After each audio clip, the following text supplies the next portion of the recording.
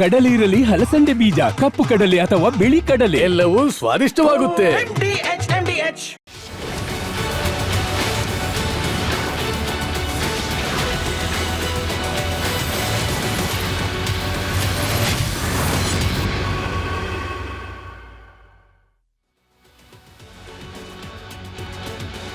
ನಮಸ್ಕಾರ. ಕರ್ನಾಟಕ ಪ್ರೈಮ್ ಟೈಮ್ಗೆ ಸ್ವಾಗತ. ನಾನು ಶ್ರೀಪಾದ್ ಪಾಟೀಲ್. ಇವತ್ತಿನ ಪ್ರೈಮ್ ಟೈಮ್ನಲ್ಲಿ ಮುಖ್ಯವಾಗಿ ದೆಹಲಿಯಲ್ಲಿ ಸಂಭವಿಸಿದಂತಹ ಬಾಂಬ್ ಸ್ಫೋಟ, ಈ ಬಾಂಬ್ ಸ್ಫೋಟದ ಹಿಂದೆ ಯಾರಿದ್ದಾರೆ ಅಂತವರ ಹೆಡೆಮುರಿ ಕಟ್ಟುವಂತಹ ಕೆಲಸ, ಹುಟ್ಟಡಗಿಸುವಂತಹ ಕೆಲಸ, ಉಗ್ರವಾದವನ್ನ ಬೇರು ಸಮೇತ ಕಿತ್ತು ಹಾಕುವಂತ ಕೆಲಸ ಆಗಬೇಕು ಅನ್ನುವಂಥ ಆಗ್ರಹ ದೇಶದಾದ್ಯಂತ ಕೇಳಿ ಬರ್ತಾ ಇದೆ.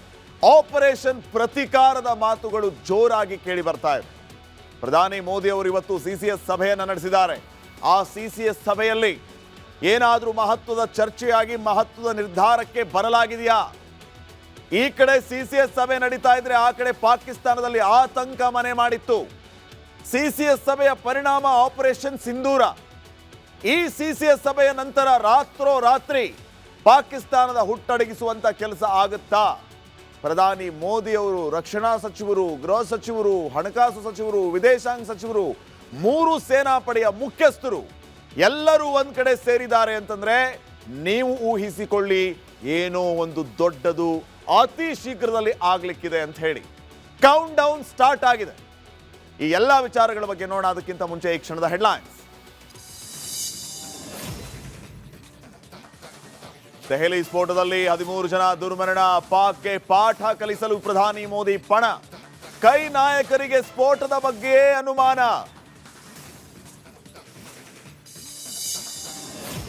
ಗಡಿಯಲ್ಲಿ ಸೇನೆಯಿಂದ ಆಪರೇಷನ್ ತ್ರಿಶೂಲ್, ಇಂಡಿಯನ್ ಆರ್ಮಿ ಕಂಡು ಪಾಕ್ ಕಂಗಾಲ್. ಉಗ್ರರ ಜೊತೆ ಟರ್ಕಿ ಮಾಡಿಕೊಂಡಿದ್ದ ಡೀಲ್. ರಾಜ್ಯ ಕಾಂಗ್ರೆಸ್ನಲ್ಲಿ ಸಿಎಂ ಕುರ್ಚಿಗೆ ಪೈಪೋಟಿ, ದೆಹಲಿಯಲ್ಲಿ ಸತೀಶ್ ಸುರ್ಜೇವಾಲಾ ಭೇಟಿ. ಸಾಹುಕಾರ್ ನಡೆ ಕಂಡು ಡಿಕೆಶಿಗೆ ಭೀತಿ.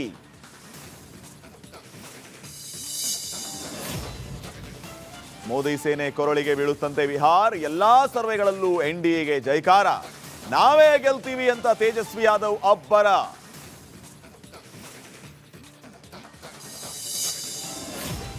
ಜೋರಾಗ್ತಿದೆ ಕಬ್ಬು ಬೆಳೆಗಾರರ ಹೋರಾಟ. 3,500 ರೂಪಾಯಿ ಬೆಂಬಲ ಬೆಲೆಗೆ ಕಾದಾಟ. ನಾಳೆ ಹೆದ್ದಾರಿ ಬಂದ್ ಮಾಡೋದಾಗಿ ಮುಧೋಳ ರೈತರ ಆರ್ಭಟ.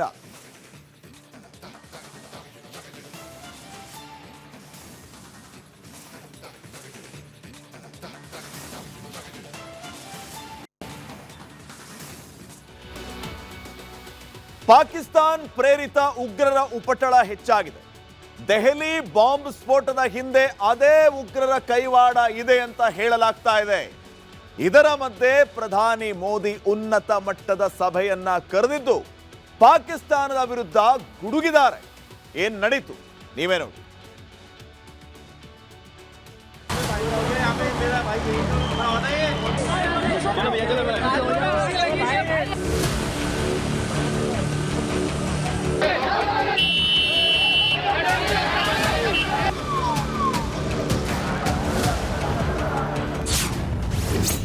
ಪಾಕ್ ವಿರುದ್ಧ ಕೆರಳಿ ಕೆಂಡವಾದ ಪ್ರಧಾನಿ ಮೋದಿ.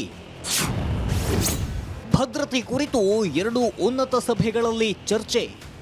ರಾತ್ರಿ ರಾಷ್ಟ್ರ ರಾಜಧಾನಿ ನವದೆಹಲಿಯ ಕೆಂಪುಕೋಟೆ ಬಳಿಯ ಮೆಟ್ರೋ ನಿಲ್ದಾಣದ ಹತ್ತಿರ ಉಂಟಾದ ಬಾಂಬ್ ಸ್ಫೋಟದಲ್ಲಿ ಗಾಯಗೊಂಡವರನ್ನ ಪ್ರಧಾನಿ ಮೋದಿ ಭೇಟಿಯಾಗಿದ್ದು, ಇದಾದ ನಂತರ ದೇಶದ ಭದ್ರತೆಯ ಕುರಿತು 2 ಮಹತ್ವದ ಸಭೆ ನಡೆಸಲಿದ್ದಾರೆ.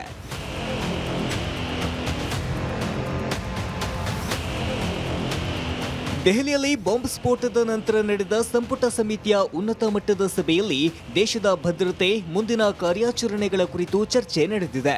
ಗೃಹ ಸಚಿವ ಅಮಿತ್ ಶಾ, ರಕ್ಷಣಾ ಸಚಿವ ರಾಜನಾಥ್ ಸಿಂಗ್, ವಿದೇಶಾಂಗ ಸಚಿವ ಎಸ್ ಜೈಶಂಕರ್ ಹಾಗೂ ರಾಷ್ಟ್ರೀಯ ಭದ್ರತಾ ಸಲಹೆಗಾರ ಅಜಿತ್ ದೋವಲ್ ಪಾಲ್ಗೊಂಡಿದ್ರು. ಭೂತಾನ್ನಿಂದ ಬರ್ತಿದ್ದಂತೆ ಆಸ್ಪತ್ರೆಗೆ ಭೇಟಿ. 2 ದಿನಗಳ ಕಾಲ ಭೂತಾನ್ ರಾಷ್ಟ್ರಕ್ಕೆ ಭೇಟಿ ನೀಡಿದ ಪ್ರಧಾನಿ ಮೋದಿ ಭಾರತಕ್ಕೆ ವಾಪಸ್ಸಾಗ್ತಿದ್ದಂತೆ ನೇರ ದೆಹಲಿಯ LNJP ಆಸ್ಪತ್ರೆಗೆ ತೆರಳಿ ಗಾಯಾಳುಗಳಿಗೆ ಧೈರ್ಯ ತುಂಬಿದ್ರು.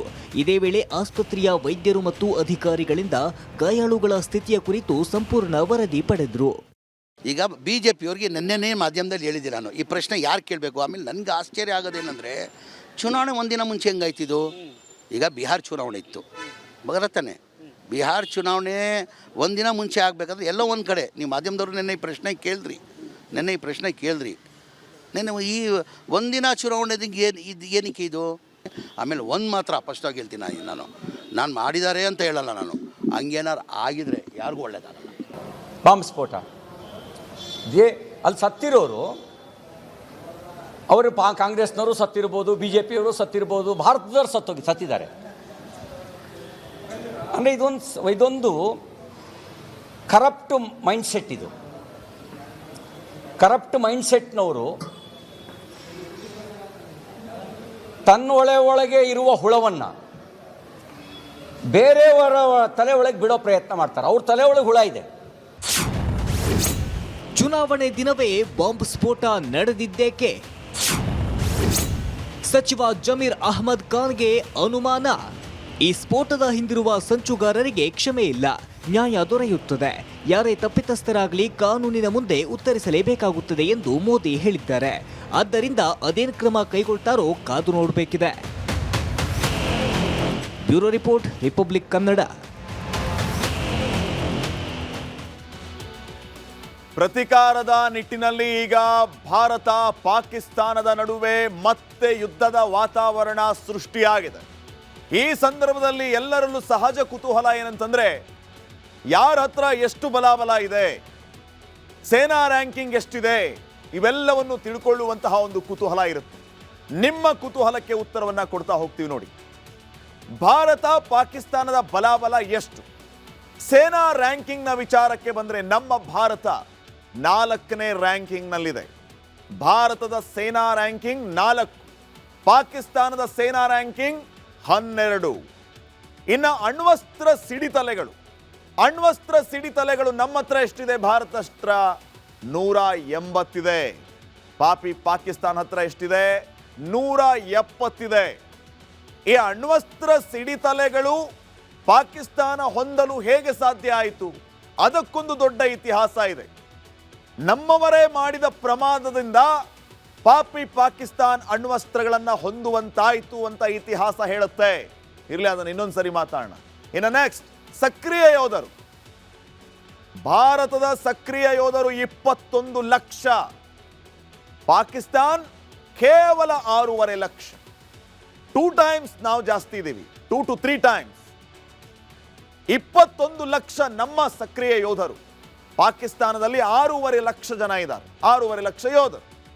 ಇನ್ನು ಮೀಸಲು ಪಡೆ 11.5 ಲಕ್ಷ ನಮ್ಮ ಭಾರತದಲ್ಲಿ, ಕೇವಲ 5 ಲಕ್ಷ ಪಕ್ಕದ ಶತ್ರು ರಾಷ್ಟ್ರ ಪಾಕಿಸ್ತಾನದಲ್ಲಿ. ಇನ್ನು ಯುದ್ಧ ಟ್ಯಾಂಕ್ಗಳು ನಮ್ಮಲ್ಲಿ ಬರೋಬ್ಬರಿ 4426 ಇದ್ರೆ, ಪಾಕಿಸ್ತಾನ್ 2735 ಟ್ಯಾಂಕ್ಗಳನ್ನು ಹೊಂದಿದೆ.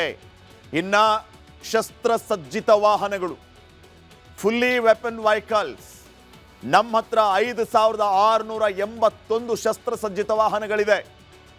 ಪಾಕಿಸ್ತಾನದಲ್ಲಿ 3066 ಶಸ್ತ್ರಸಜ್ಜಿತ ವಾಹನಗಳಿದೆ.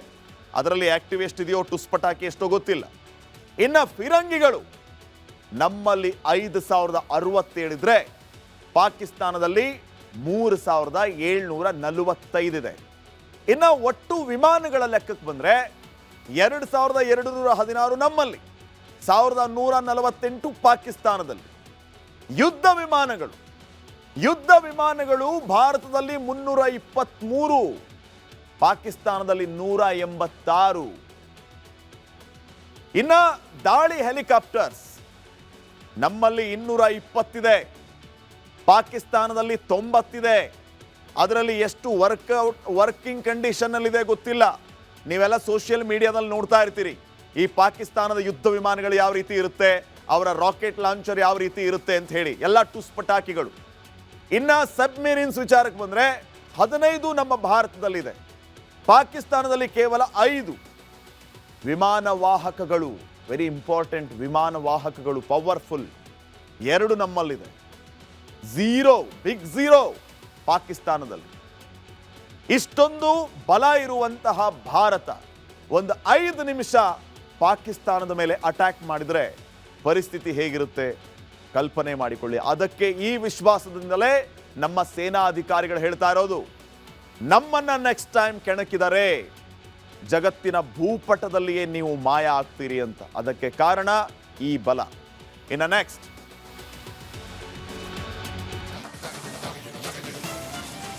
ದೆಹಲಿಯಲ್ಲಿ ನಡೆದಿದ್ದು ಭಯೋತ್ಪಾದಕರ ಕೃತ್ಯ. ಕೇಂದ್ರ ಸರ್ಕಾರದಿಂದಲೇ ಅಧಿಕೃತ ಘೋಷಣೆಯಾಗಿದೆ ಇದು ಭಯೋತ್ಪಾದಕರ ಕೃತ್ಯ ಅಂತ ಹೇಳಿ. ಮೋದಿ ಮೀಟಿಂಗ್ನಲ್ಲಿ ಉಗ್ರ ದಾಳಿಯ ಬಗ್ಗೆ ಚರ್ಚೆ ಆಗಿದೆ. ಸಂತ್ರಸ್ತರಿಗೆ ಶೀಘ್ರವೇ ನ್ಯಾಯ ಒದಗಿಸುವ ಭರವಸೆಯನ್ನ ಕೂಡ ಮೀಟಿಂಗ್ನಲ್ಲಿ ನೀಡಲಾಗಿದೆ. ಭಯೋತ್ಪಾದನೆಯ ವಿರುದ್ಧದ ಹೋರಾಟದಲ್ಲಿ ಯಾವುದೇ ರಾಜಿ ಇಲ್ಲ. ತನಿಖೆ ತೀವ್ರಗೊಳಿಸುವುದಕ್ಕೆ ಪ್ರಧಾನಿ ಮೋದಿ ಅವರು ಸೂಚನೆ ನೀಡಿದ್ದಾರೆ ಮೀಟಿಂಗ್ ಅಲ್ಲಿ. ಅಲ್ಲಿಗೆ ಸರ್ಜಿಕಲ್ ಸ್ಟ್ರೈಕ್, ಆಪರೇಷನ್ ಸಿಂಧೂರ ಭಾಗ 2 ಕೌಂಟ್ ಡೌನ್ ಸ್ಟಾರ್ಟ್ ಆದಂತೆ ಲೆಕ್ಕ. ಕೇಂದ್ರ ಸರ್ಕಾರ ಅಧಿಕೃತವಾಗಿ ಘೋಷಣೆ ಮಾಡಿರೋದು ಇದು ಭಯೋತ್ಪಾದಕ ಕೃತ್ಯ ಅಂತ ಹೇಳಿ. ಇದು ಅಚಾನಕ್ಕಾಗಿ ಆಕಸ್ಮಿಕವಾಗಿ ನಡೆದದ್ದಲ್ಲ, ಭಯೋತ್ಪಾದಕ ಕೃತ್ಯ ಅಂತ ಕೇಂದ್ರ ಸರ್ಕಾರವೇ ಅಧಿಕೃತವಾಗಿ ಘೋಷಣೆ ಮಾಡಿದೆ.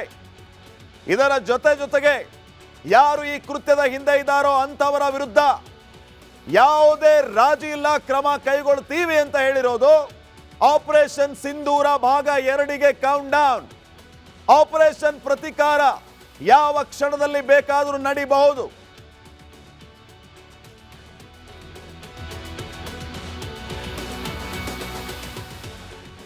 ಇನ್ನ ದೆಹಲಿಯಲ್ಲಿ ನಡೆದಂತಹ ಈ ಕೃತ್ಯ, ಇದರ ಹಿಂದೆ ಇರುವಂತಹ ವೈಟ್ ಕಾಲರ್ ಟೆರರಿಸ್ಟ್ಗಳು ಯಾವ ರೀತಿ ಸಂಚನ್ನ ರೂಪಿಸಿದ್ರು, ಇವರು ಅಂದುಕೊಂಡಂತೆ ಆಗಿದ್ದರೆ, ಅಂದ್ರೆ ಈ ಎಲ್ಲ ಉಗ್ರರು ಅಂದುಕೊಂಡಂತೆ ಆಗಿದ್ದರೆ ಇನ್ನೂ ದೊಡ್ಡ ಅವಾಂತರವೇ ಸೃಷ್ಟಿಯಾಗ್ತಾ ಇತ್ತು. ನಮ್ಮ ಸೇನಾ ಪಡೆಗಳು, ನಮ್ಮ ಜಾಗೃತ ದಳ, ನಮ್ಮ ಭಯೋತ್ಪಾದನಾ ನಿಗ್ರಹ ದಳಗಳು ತಮ್ಮ ಸಮಯ ಪ್ರಜ್ಞೆಯಿಂದ ಆಗುವಂತಹ ಅವಾಂತರಗಳನ್ನೇ ತಪ್ಪಿಸಿದ್ದಾರೆ. ಇದು ಈಗ ಶ್ಲಾಘನೆಗೆ ಕಾರಣ ಆಗ್ತಾ ಇದೆ. ಅಷ್ಟಕ್ಕೂ ಈ ಉಗ್ರರು ಯಾವ ರೀತಿಯ ಲೆಕ್ಕಾಚಾರವನ್ನು ಹಾಕ್ಕೊಂಡಿದ್ರು, ಇವರ ಪ್ಲಾನ್ ಫೇಲ್ಯೂರ್ ಆಗಿದ್ದು ಹೇಗೆ, ಫೇಲ್ಯೂರ್ ಮಾಡಿದ್ದು ಹೇಗೆ, ಈ ಡೀಟೇಲ್ ನೋಡಿ.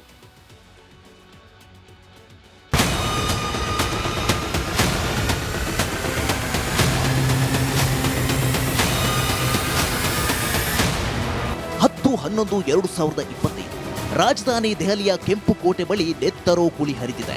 ನಿಗೂಢ ಸ್ಫೋಟದ ಒಂದೊಂದು ದೃಶ್ಯಗಳು ಭಯಾನಕವಾಗಿವೆ. ಕಾರು ಸ್ಫೋಟದಿಂದ ಮುಗಿಲೆತ್ತರಕ್ಕೆ ಬೆಂಕಿ ಚಿಮ್ಮಿದೆ. ಕಾರು ಸ್ಫೋಟ ಪ್ರಕರಣದಲ್ಲಿ 13 ಜನ ಸಾವನ್ನಪ್ಪಿದ್ರೆ ಈ ಸಂಖ್ಯೆ ಏರಿಕೆ ಆಗುವ ಸಾಧ್ಯತೆಯೂ ಇದೆ. ಸ್ಫೋಟ ಸಂಭವಿಸುತ್ತಲೇ ಜನ ದಿಕ್ಕೆಟ್ಟು ಓಡಿದ್ದಾರೆ. ದೆಹಲಿಯಲ್ಲಿ ನಡೆದಿದ್ದು ಆತ್ಮಾಹುತಿ ದಾಳಿಯಲ್ಲ, ಪ್ಲಾನ್ ಬೇರೆಯದ್ದೇ ಇತ್ತು, ಜಸ್ಟ್ ಮಿಸ್ ಆಯಿತು. ಕಾರು ಸ್ಫೋಟ. ಮೊನ್ನೆ ಸಂಜೆ ನಡೆದ ಉಗ್ರರ ದಾಳಿ ದೇಶದ ಹೃದಯ ಭಾಗದಲ್ಲಿ ವಿಧ್ವಂಸಕ ಮೆರೆದಿದೆ. ಅಮಾಯಕರ ದೇಹಗಳು ಛಿದ್ರವಾಗಿ ಬಿದ್ದಿವೆ. ದೆಹಲಿಯ ಕೆಂಪು ಕೋಟೆ ಬಳಿ ಸ್ಫೋಟ ಉಂಟು ಮಾಡಿದ ಶಂಕಿತನ ಐಇಡಿ ಅಪೂರ್ಣವಾಗಿತ್ತು. ಅದನ್ನು ಸರಿಯಾಗಿ ಜೋಡಿಸಲಾಗಿರಲಿಲ್ಲ. ಇದು ಬಾಂಬ್ ಸ್ಫೋಟದ ಪರಿಣಾಮವನ್ನ ಸೀಮಿತಗೊಳಿಸಿದೆ. ಒಂದು ವೇಳೆ ಉದ್ದೇಶ ಪೂರ್ವಕ ದಾಳಿಯಾಗಿದ್ರೆ ಅದರ ಪರಿಣಾಮ ಇನ್ನೂ ಹೆಚ್ಚಾಗಿರುತ್ತಿತ್ತು.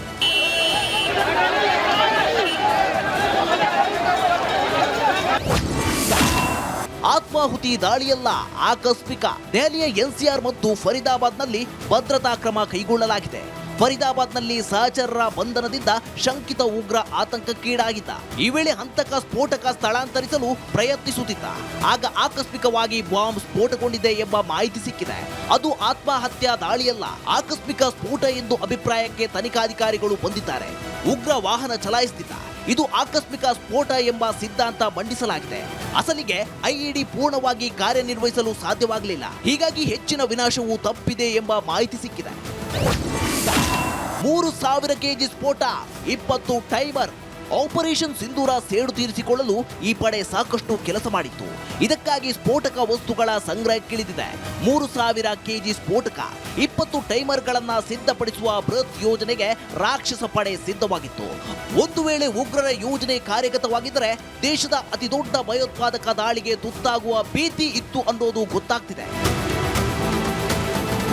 ಕಾರು ಸ್ಫೋಟವನ್ನ ತನಿಖಾ ದಳಗಳು ಗಂಭೀರವಾಗಿ ಪರಿಗಣಿಸಿವೆ. ಪ್ರಕರಣವನ್ನ ಎನ್ಐಎ ತನಿಖೆಗೆ ಒಪ್ಪಿಸಲಾಗಿದೆ. ಉಳಿದ ಸಂಸ್ಥೆಗಳು ಎನ್ಐಎಗೆ ಇನ್ಪುಟ್ ನೀಡಲಿವೆ. ಸ್ಫೋಟದ ಸ್ಥಳದಲ್ಲಿ ಎನ್ಐಎ ಎಫ್ಎಸ್ಎಲ್ ಟೀಮ್ನಿಂದ ಶೋಧ ಮುಂದುವರಿದಿದೆ. ಈಗಾಗಲೇ ಸ್ಫೋಟದ ಸ್ಥಳದಲ್ಲಿ 42 ಮಾದರಿಗಳನ್ನ ಸಂಗ್ರಹಿಸಲಾಗಿದೆ. ಇವತ್ತು ಈ ಮಾದರಿಗಳನ್ನ ಲ್ಯಾಬ್ ಟೆಸ್ಟ್ಗೆ ರವಾನಿಸಿದೆ. News desk, Republic Kannada.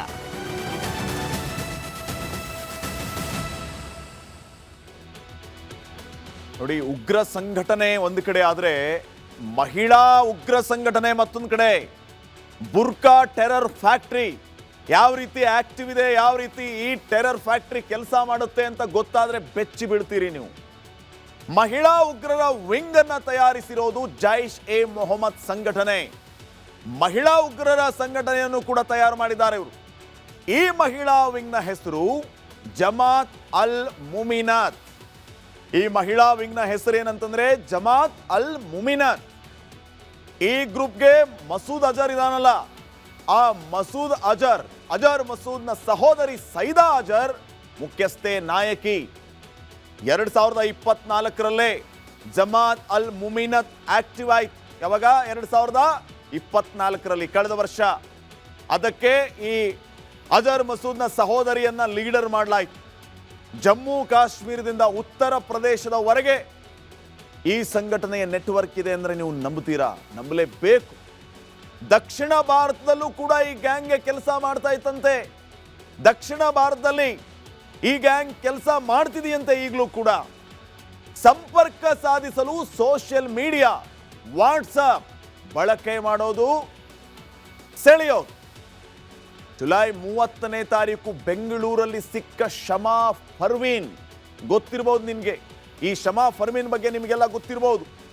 Shama ಫರ್ವೀನ್ ಏನ್ ಸಿಕ್ಕಿದ್ಲಲ್ಲ, ಆಕೆ ಈ ಟೀಮ್ದೇ ಸದಸ್ಯ ಅಂತೆ, ಮೆಂಬರ್ ಅಂತೆ. ಪಾಕಿಸ್ತಾನದ ವಾಟ್ಸಪ್ ಗ್ರೂಪ್ ಜೊತೆಗೆ ನಂಟು ಹೊಂದಿದ್ದಾರೆ ಇವರೆಲ್ಲ. 30 ವರ್ಷದ ಶಮಾ ಫರ್ವೀನ್ ಗ್ರಾಜುಯೇಟ್ ಕೂಡ ಆಗಿದ್ಲು. ಇವಳು ಆ ವಾಟ್ಸಪ್ ಗ್ರೂಪ್ ಜೊತೆಗೆ ಲಿಂಕ್ ಹೊಂದಿದ್ಲು. ದೆಹಲಿಯ ದಾಳಿಯ ಬಳಿಕ ಡಾಕ್ಟರ್ ಶಹೀನ್ ಸಯೀದ್ ಅರೆಸ್ಟ್. ಈ ಶಹೀನ್ ಸಯೀದ್ ಕೆಲಸನೇ ಇದು. ಇವರೆಲ್ಲರನ್ನ, ಮಹಿಳೆಯರನ್ನ, ತನ್ನ ಸಮುದಾಯದ ಮಹಿಳೆಯರನ್ನ ಈ ಸಂಘಟನೆಗೆ ಸೆಳೆಯೋದು, ಆ ಸಂಘಟನೆಯ ಸದಸ್ಯರನ್ನಾಗಿ ಮಾಡೋದು, ಉಗ್ರ ಕೃತ್ಯದಲ್ಲಿ ಬಳಕೆ ಮಾಡಿಕೊಳ್ಳೋದು. ಈಕೆಗೂ ಕೂಡ ಮಹಿಳಾ ಉಗ್ರ ವಿಂಗ್ ಜೊತೆ ನಂಟಿದೆ. ಭಾರತದಲ್ಲಿ ಮಹಿಳಾ ಉಗ್ರರನ್ನ ನೇಮಿಸಿಕೊಳ್ತಾ ಇದ್ದದ್ದು ಇದೇ ಶಹೀನ್, ಡಾಕ್ಟರ್ ಶಹೀನ್. ಈ ಸಂಚಿನಲ್ಲಿ ಪಾಕ್ ಫೀಲ್ಡ್ ಮಾರ್ಷಲ್ ಮುನೀರ್ ಶಾಮೀಲು. ನೋಡಿ ಎಂತ ನಮಕ್ ಹರಾಮ್ಗಳಿದ್ದಾರೆ ಅಂತ ಹೇಳಿ. ಯಾರ್ಯಾರು ಶಾಮೀಲಿದ್ದಾರೆ ನೋಡಿ. ಬಹಳ ಗಂಭೀರವಾದಂತಹ ವಿಚಾರ. ಲಿಂಕ್ ಎಲ್ಲಿಂದ ಎಲ್ಲಿಗೆ ಹೋಗ್ತಾ ಇದೆ? ಬೆಂಗಳೂರಿನಲ್ಲಿ ಸಿಕ್ಕಂತಹ ಫರ್ವೀನ್ ಪಾಕಿಸ್ತಾನದ ವಾಟ್ಸಪ್ ಗ್ರೂಪ್ನಲ್ಲಿ. ಆ ಸಂಘಟನೆಗೆ ಲಿಂಕ್ ಯಾರ್ದು? ಪಾಕಿಸ್ತಾನದ ಫೀಲ್ಡ್ ಮಾರ್ಷಲ್ ಮುನೀರ್. ಅವನು ಕೂಡ ಇದರಲ್ಲಿ ಶಾಮೀಲ್. ನವೆಂಬರ್ 9ನೇ ತಾರೀಕು ಕರಾಚಿಯಲ್ಲಿ ಟ್ರೈನಿಂಗ್ ಕ್ಯಾಂಪ್ ಕೂಡ ನಡೆದಿತ್ತು. ಬಡ ಮಹಿಳೆಯರು, ಯುವಕರ ಬ್ರೇನ್ ವಾಶ್ ಮಾಡುವಂಥದ್ದೇ ಇವರ ಕೆಲಸ. ಅವರ ಬಡತನವನ್ನ, ಅವರ ಅಸಹಾಯಕತೆಯನ್ನ ಇವರು ಲಾಭ ತಗೊಂಡು ಅವರನ್ನ ಇಕ್ಕಟ್ಟಿಗೆ ಸಿಲುಕಿಸಿ, ನೀವು ಸಂಘಟನೆಯಲ್ಲಿ ಭಾಗಿಯಾಗಿ ನಮಗಾಗಿ ಕೆಲಸ ಮಾಡಿ, ನಿಮ್ಮ ಮನೆತನದ ಜವಾಬ್ದಾರಿಯನ್ನು ನಾವು ನೋಡ್ಕೊಡ್ತೀವಿ, ಇಂತಿಷ್ಟು ಅಮೌಂಟ್ ಅಂತ ಮಾತಾಡಿರ್ತಾರೆ. ಇವನು ಹೋಗಿ ಆ ಸಂಘಟನೆ ಜಾಯಿನ್ ಆಗೋದಕ್ಕೂ ಇಲ್ಲಿ ಬಂದು ಹಣ ಜಮಾ ಆಗಿರುತ್ತೆ, ದುಡ್ಡು ಬಂದು ಬಿದ್ದಿರುತ್ತೆ ಇವ್ರ ಮನೆಗೆ. ನೋಡಿ ಯಾವ ರೀತಿ ನೆಟ್ವರ್ಕ್ಗಳು ಕೆಲಸ ಮಾಡ್ತಾ ಇದೆ. ಇವರೆಲ್ಲರ ಉದ್ದೇಶ ಏನು? ಅಮಾಯಕರ ಜೀವ ತಗೊಳ್ಳೋದು, ಭಾರತದಲ್ಲಿ ಅಶಾಂತಿಯನ್ನ ಸೃಷ್ಟಿ ಮಾಡೋದು. ಈ ರೀತಿ ವ್ಯವಸ್ಥಿತವಾಗಿ ಪಿತೂರಿಯನ್ನ ಮಾಡ್ತಾ ಇದ್ದಾರೆ ಈ ಉಗ್ರರು. ಎಚ್ಚೆತ್ಕೊಳ್ಬೇಕಾಗಿರುವಂತವ್ರು ಯಾರು ಈ ಸಂದರ್ಭದಲ್ಲಿ? ಯೋಚನೆ ಮಾಡಿ. ಇನ್ನು ನೆಕ್ಸ್ಟ್,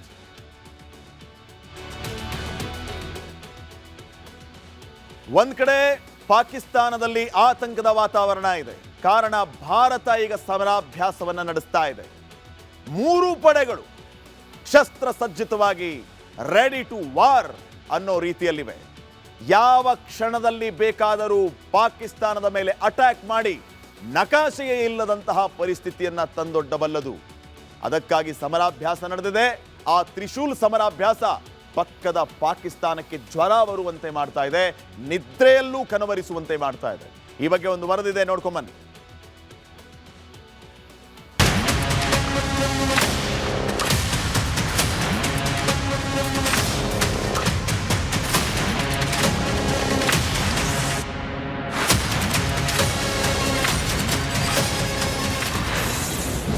ಮತ್ತೊಂದು ಯುದ್ಧಕ್ಕೆ ರೆಡಿ ಆಯ್ತಾ ಭಾರತ? ರಣ ಹೇಳಿ ಪಾಕಿಸ್ತಾನಕ್ಕೆ ಮತ್ತೆ ಡವ ಶುರು.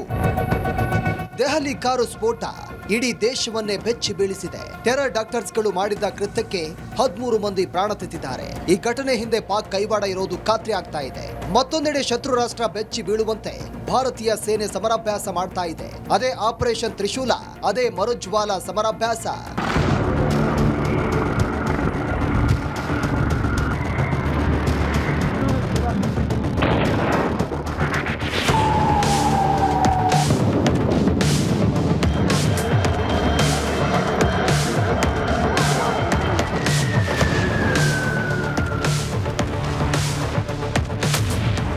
ಈ ಹೆಸರು ಕೇಳಿದ್ರೇನೆ ರಣ ಹೇಳಿ ಪಾಕಿಸ್ತಾನ ಗಡಗಡ ನಡುಗುತ್ತೆ. ಭಾರತ ತನ್ನ ಗಡಿಯಲ್ಲಿ 3 ಸೇನೆಯಿಂದ ಸಮರಾಭ್ಯಾಸ ಮಾಡ್ತಾ ಇದೆ. ಆಪರೇಷನ್ ಸಿಂಧೂರದ ನಂತರ ಮತ್ತೆಲ್ಲಿ ಭಾರತ ಯುದ್ಧಕ್ಕಿಳಿಯುತ್ತೋ ಅಂತ ಪಾಕ್ಗೆ ನಿದ್ದೆಯಲ್ಲೂ ನಡುಗ್ತಾ ಇದೆ. ಗಡಿಯಲ್ಲಿ ಇಂಡಿಯನ್ ಆರ್ಮಿ ಚೂರು ಸದ್ದು ಮಾಡಿದ್ರೂ ಶತ್ರು ರಾಷ್ಟ್ರದಲ್ಲಿ ಢಬ ಶುರುವಾಗಿದೆ. ಭಾರತ ಸೇನೆಯಿಂದ ಪಾಕಿಸ್ತಾನಕ್ಕೆ ನೇರ ಎಚ್ಚರಿಕೆ.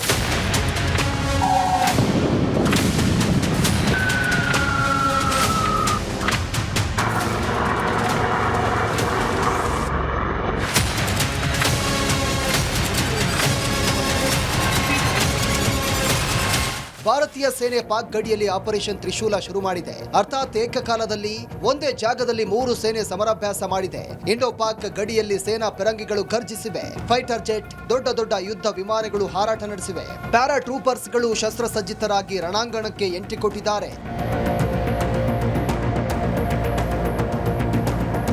ಪಾಕಿಸ್ತಾನಕ್ಕೆ ಸಮರಾಭ್ಯಾಸ ನಿದ್ದೆಗೆಡಿಸಿದೆ. ಪಶ್ಚಿಮ ರಾಜಸ್ಥಾನದ ಜೈಸಲ್ಮೇರ್ನಿಂದ ಗುಜರಾತ್ನ ಸರ್ ಕ್ರೀಕ್ ವರೆಗೆ ಈ ಭಾರತೀಯ ಸೇನೆ ಟ್ರೈನಿಂಗ್ ನಡೆಸಿದೆ. ಪಾಕ್ಗೆ ಮರುಜ್ವಾಲದ ಡವಡವ ಶುರುವಾಗಿತ್ತು. ಭಾರತದ 3 ಸೇನೆಗಳಿಂದ ಏಕಕಾಲದಲ್ಲಿ ಸಮರಾಭ್ಯಾಸ ನಡೀತಾ ಇದೆ. ಭಾರತೀಯ ಯೋಧರಿಂದ ಅತ್ಯಾಧುನಿಕ ಶಸ್ತ್ರಾಸ್ತ್ರಗಳಿಂದ ಕಠಿಣ ಟ್ರೈನಿಂಗ್ ನಡೀತಾ ಇದೆ. ಕಳೆದ 13 ದಿನದಿಂದ ನಡೀತಾ ಇರುವಂತಹ ತ್ರಿಶೂಲ ಆಪರೇಷನ್ ನಲ್ಲಿ ಭೂಸೇನೆ, ವಾಯುಸೇನೆ, ನೌಕಾದಳದ 20,000 ಯೋಧರಿಂದ ಸಮರಾಭ್ಯಾಸ ನಡೀತಾ ಇದೆ. ಈ ಸಮರಾಭ್ಯಾಸಕ್ಕೆ 28,000 ಅಡಿಗಳ ವಾಯು ಪ್ರದೇಶವನ್ನ ಮೀಸಲು ಇಡಲಾಗಿದೆ.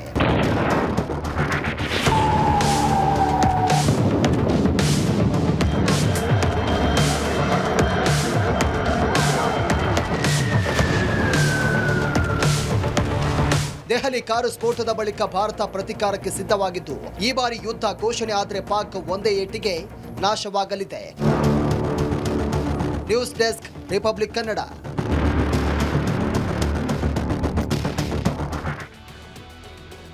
ನೋಡಿ, ಇಲ್ಲಿ 2 ರೀತಿಯ ವಾದಗಳಿದೆ. ಒಂದು, ಈ ಉಗ್ರರು ತಮ್ಮ ಧರ್ಮಕ್ಕಾಗಿ ಕೆಲಸ ಮಾಡ್ತಾರಾ ಅಥವಾ ದುಡ್ಡಿಗಾಗಿ ಕೆಲಸ ಮಾಡ್ತಾರಾ ಅಂತ ಹೇಳಿ. ಧರ್ಮದ ವಿಚಾರವಾಗಿ ಬಂದರೆ ನಾವು ಧರ್ಮಕ್ಕಾಗಿ ಕೆಲಸ ಮಾಡ್ತೀವಿ ಅಂತ ಹೇಳೋರು ಅದಕ್ಕೆ ಪ್ರತಿಯಾಗಿ ದುಡ್ಡನ್ನು ಕೂಡ ತಗೊಳ್ತಾರೆ. ಅವರ ಮನೆಯ ಫಿನಾನ್ಷಿಯಲ್ ಸಿಚುವೇಶನ್ ಎಲ್ಲವೂ ಕೂಡ ಸದೃಢವಾಗಿರಬೇಕು ಅಂತ ಬಯಸ್ತಾರೆ. ಇವರ ಸಂಬಳ ಯಾವ ರೀತಿ, ಇವೆಲ್ಲವನ್ನು ಕೂಡ ನೀವು ಗಮನಿಸಬೇಕು. 5 ಲಕ್ಷ ಸಂಬಳ, ಯಾರ್ಯಾರಿಗೆ 5 ಲಕ್ಷ ರೂಪಾಯಿ ಸಂಬಳ ಇತ್ತು. ಅದರಲ್ಲೂ ಈ ವೈಟ್ ಕಾಲರ್ ಟೆರರಿಸಮ್ ಇದೆಯಲ್ಲ, ವೆಲ್ ಎಜುಕೇಟೆಡ್, ಇವರು ಉಗ್ರವಾದಕ್ಕೆ ಬರುವಂಥದ್ದು. ವಿದ್ಯಾವಂತ ಉಗ್ರರು ವೈದ್ಯರಾಗಿ ಕೆಲಸ ಮಾಡ್ತಾ ಇದ್ರು. ವೈದ್ಯರಾಗಿ ಲಕ್ಷ ರೂಪಾಯಿ ವೇತನವನ್ನ ಪಡಿತಾ ಇದ್ರು. ಲಕ್ಷ ಸಂಬಳ ತಗೊಳ್ತಾ ಇದ್ದವರು ಉಗ್ರವಾದಕ್ಕೆ ಏನಕ್ಕೆ ಬಂದ್ರು? ಅಲ್ಲಿಯೂ ಕೂಡ ಅವರ ಬ್ರೈನ್ ವಾಶ್ ಮಾಡಿರ್ತಾರೆ. ಅಂತ ಸಂಘಟನೆಗಳು ಇವರ ವಿದ್ಯಾಭ್ಯಾಸಕ್ಕಾಗಿ ಸಹಾಯ ಮಾಡಿರ್ತಾರೆ. ಮುಂದೆ ನೀನು ನನ್ನ ಕೆಲಸಕ್ಕೆ ಬರಬೇಕು ಅಂತ. ಅವಾಗ ಇವರನ್ನು ಈ ರೀತಿಯ ಕೆಲಸಗಳಿಗೆ ಬಳಸ್ಕೊಳ್ತಾರೆ ಅನ್ನುವಂಥ ನೆಟ್ವರ್ಕ್. ಇನ್ನ ಫರೀದಾಬಾದ್ ಟೆರರ್ ಗ್ಯಾಂಗ್ ಬಗ್ಗೆ ಆದಿಲ್ ಬಾಯ್ ಬಿಟ್ಟಿದ್ದಾನೆ. ಡಾಕ್ಟರ್ ಆದಿಲ್ ಅಹಮದ್ ರಾಥರ್. ಈತನಿಗೆ ತಿಂಗಳಿಗೆ 5 ಲಕ್ಷ ಸಂಬಳ ಆಯ್ತಂತೆ. 5 ಲಕ್ಷ ಸಂಬಳ. ಆದಿಲ್ಗೆ ತಿಂಗಳಿಗೆ 5 ಲಕ್ಷ ವೇತನ ಸಿಗ್ತಾ ಇತ್ತು. ನಿಮಗೆ ಆಶ್ಚರ್ಯ ಅನಿಸಬಹುದು, ಆದರೆ ಇದೇ ಸತ್ಯ. 5 ಲಕ್ಷ ರೂಪಾಯಿ ಪರ್ ಮಂತ್ ಇವನಿಗೆ ಸಿಗ್ತಾ ಇದ್ದಂತ ಸ್ಯಾಲರಿ. 2024ರವರೆಗೆ ಅನಂತನಾಗಲ್ಲಿ ವೈದ್ಯನಾಗಿ ಈತ ಕೆಲಸ ಮಾಡ್ತಾ ಇದ್ದ. 5 ಲಕ್ಷ ರೂಪಾಯಿ ಸಂಬಳ ತಗೋತಾ ಇದ್ದ ಪ್ರತಿ ತಿಂಗಳು. ಆದರೂ ಕೂಡ ಈತ ಉಗ್ರನಾದ. ಅಲ್ಲಿಂದ ವಿಬ್ರಾಸ್ ಆಸ್ಪತ್ರೆಯಲ್ಲಿ ಕೆಲಸಕ್ಕೆ ಸೇರಿದ್ದ ಈ ಆದಿಲ್. ನಂತರ ಪ್ರಸಿದ್ಧ ಮೆಡಿಕಲ್ ಆಸ್ಪತ್ರೆಯಲ್ಲಿ, ಮೆಡಿಕೇರ್ ಆಸ್ಪತ್ರೆಯಲ್ಲಿ ಗುತ್ತಿಗೆ ಆಧಾರದ ಕೆಲಸ ಮಾಡಕ್ಕೆ ಶುರು ಮಾಡ್ದ. ಆದಿಲ್ಗೆ ತಿಂಗಳಿಗೆ 5 ಲಕ್ಷ ರೂಪಾಯಿ ಸಂಬಳ ಸಿಗ್ತಾ ಇತ್ತು. ಅಲ್ಲದೆ ವಸತಿಗಾಗಿ 10,000 ರೂಪಾಯಿ ಭತ್ತೆನ ಪ್ರತ್ಯೇಕವಾಗಿ ಕೊಡ್ತಾ ಇದ್ರಂತೆ. ಇಷ್ಟೆಲ್ಲ ಇದ್ರೂ ಕೂಡ ಧರ್ಮದ ಅಮಲು ಧರ್ಮದ ಅಮಲನ್ನ ತಲೆಗೇರಿಸಿಕೊಂಡು ಈತ ಉಗ್ರನಾದ. ಎಂಥ ಸ್ವಚ್ಛಂದವಾದಂತಹ ಜೀವನವನ್ನ ಈತ ನಡೆಸಬಹುದಿತ್ತು. ಅದು ಈತನಿಗೆ ಬೇಕಾಗಲಿಲ್ಲ. ಈತನಿಗೆ ಬಹುಶಃ ಬೇಕಾಗಿದ್ದು ಜನ್ನತ್ನಲ್ಲಿನ ಅಪ್ಸರೆಯರು. ಅವರಿಗಾಗಿ ಈತ ಈ ರೀತಿಯ ಕೆಲಸ ಮಾಡಿದ್ನ. ತಿಂಗಳಿಗೆ 5 ಲಕ್ಷ ಸಂಬಳ ತಗೋತಾ ಇದ್ದ. ವಸತಿಗಾಗಿ 10,000 ರೂಪಾಯಿ ಪ್ರತ್ಯೇಕ ಭತ್ತೆ ಸಿಗ್ತಾ ಇತ್ತು. ಆದರೆ ಧರ್ಮದ ಅಫೀಮು ತಲೆಗೇರಿಸಿಕೊಂಡಂಥವರಿಗೆ ಏನೂ ಕಾಣಿಸಲ್ಲ. ಆ ಅಮಲಲ್ಲಿ ಈತ ಉಗ್ರಾದ. ಈತನಿಗೆ ಬಹುಶಃ ಬೇಕಾಗಿರೋದು ಜನ್ನತ್ನಲ್ಲಿನ ಅಪ್ಸರೆ. ಜನ್ನತ್ಗೆ ಕಳಿಸ್ಕೊಡ್ತಾರೆ, ಅಪ್ಸರೆಯರನ್ನ ಹೋಗಿ ಕಾಣಿವಂತೆ. ಈಗ ವೆಲ್ಕಮ್ ಬ್ಯಾಕ್. ಈಗ ಕರ್ನಾಟಕ ಪ್ರೈಮ್ ಟೈಮ್ನಲ್ಲಿ ಎಕ್ಸ್ಪ್ರೆಸ್ ಸುದ್ದಿಗಳನ್ನು ಗಮನಿಸೋಣ. ಕೋಟೆನಾಡು ಚಿತ್ರದುರ್ಗ ಜಿಲ್ಲೆಯಲ್ಲಿ 500 ಹೆಕ್ಟೇರ್ನಷ್ಟು ಈರುಳ್ಳಿ ಬೆಳೆ ನಾಶವಾಗಿದೆ. ಜಿಲ್ಲೆಯಾದ್ಯಂತ 18,580 ಹೆಕ್ಟೇರ್ನಲ್ಲಿ ಈರುಳ್ಳಿ ಬೆಳೆ ಬೆಳೆದಿದ್ದು, ಹವಾಮಾನ ವೈಪರೀತ್ಯ ಬೆಳೆ ನಾಶವಾಗಿ ರೈತರು ಕಂಗಾಲಾಗಿದ್ದಾರೆ. ಜೊತೆಗೆ ಬೆಲೆ ಕುಸಿತ ಈರುಳ್ಳಿ ಬೆಳೆಗಾರರು ಸಂಕಷ್ಟಕ್ಕೆ ಸಿಲುಕುವಂತೆ ಮಾಡಿದೆ. ಪರಿಹಾರ ನೀಡುವಂತೆ ಸರ್ಕಾರಕ್ಕೆ ಆಗ್ರಹಿಸಿದ್ದಾರೆ. ರಾಯಚೂರು ಜಿಲ್ಲೆಯ ಮಟ್ಟೂರು ತಾಂಡಾದಲ್ಲಿ ಕೌಟುಂಬಿಕ ಕಲಹದ ವಿಚಾರಣೆಗೆ ತೆರಳಿದಂತ ಎಎಸ್ಐ ಪಿಎಸ್ಐ ಮೇಲೆ ದಂಪತಿ ಹಲ್ಲೆ ನಡೆಸಿದ್ದಾರೆ. ವಿಚಾರಣೆಗೆ ಬಂದ ಪೊಲೀಸರನ್ನೇ ಕಂಬಕ್ಕೆ ಕಟ್ಟಿ ಥಳಿಸಿದ್ದಾರೆ. ಗಂಭೀರವಾಗಿ ಗಾಯಗೊಂಡಂತ ಇಬ್ಬರೂ ಅಧಿಕಾರಿಗಳನ್ನ ಆಸ್ಪತ್ರೆಗೆ ದಾಖಲು ಮಾಡಲಾಗಿದೆ. ಯಾದಗಿರಿಯಲ್ಲಿ ಸಮಾಜ ಕಲ್ಯಾಣ ಕಚೇರಿಗೆ ಹೋಗುವಾಗಲೇ ಮಹಿಳಾ ಅಧಿಕಾರಿಯ ಮೇಲೆ ಮಾರಣಾಂತಿಕ ಹಲ್ಲೆ ಮಾಡಲಾಗಿದೆ. ಅಂಜಲಿ ಅನ್ನೋರ್ ಮೇಲೆ 3-4 ಜನ ಕೊಡಲಿಯಿಂದ ದಾಳಿ ಮಾಡಿದ್ದಾರೆ. ಸದ್ಯ ಅಧಿಕಾರಿಯನ್ನ ಜಿಲ್ಲಾ ಆಸ್ಪತ್ರೆಗೆ ದಾಖಲಿಸಿ ಚಿಕಿತ್ಸೆಯನ್ನು ಕೊಡಲಾಗ್ತಾ ಇದೆ. ಗಾಂಜಾ ನಶೆಯಲ್ಲಿದ್ದಂಥ ಕಾಮುಕನೊಬ್ಬ ವಿಶೇಷ ಚೇತನ ಯುವತಿಯ ಮೇಲೆ ಅತ್ಯಾಚಾರಕ್ಕೆ ಯತ್ನಿಸಿರುವ ಅಮಾನವೀಯ ಘಟನೆ ಬೆಂಗಳೂರಿನ ಆಡುಗೋಡಿ ಠಾಣಾ ವ್ಯಾಪ್ತಿಯಲ್ಲಿ ನಡೆದಿದೆ. ವಿಘ್ನೇಶ್ ಅಲಿಯಾಸ್ ದಾಡು ಎಂಬಾತನಿಂದ ಕೃತ್ಯ ನಡೆದಿದ್ದು, ಆರೋಪಿಯನ್ನ ಹಿಡಿದು ಥಳಿಸಿರುವ ಸ್ಥಳೀಯರು ಬಳಿಕ ಪೊಲೀಸರಿಗೆ ಒಪ್ಪಿಸಿದ್ದಾರೆ. ತಿಥಿ ಸಿನಿಮಾ ಖ್ಯಾತಿಯ ಗಡ್ಡಪ್ಪ ನಿಧನರಾಗಿದ್ದಾರೆ. ವಯೋಸಹಜ ಅನಾರೋಗ್ಯದಿಂದ ಬಳಲುತ್ತಿದ್ದ ಅವರು ಚಿಕಿತ್ಸೆ ಫಲಿಸದೆ ಮೃತಪಟ್ಟಿದ್ದಾರೆ. ಮಂಡ್ಯ ತಾಲೂಕಿನ ನೊರೆಕುಪ್ಲು ಗ್ರಾಮದಲ್ಲಿ ಗಡ್ಡಪ್ಪ ತಿಥಿ ಸಿನಿಮಾದ ಬಳಿಕ ಹೆಚ್ಚು ಜನಪ್ರಿಯತೆಯನ್ನು ಪಡೆದಿತ್ತು.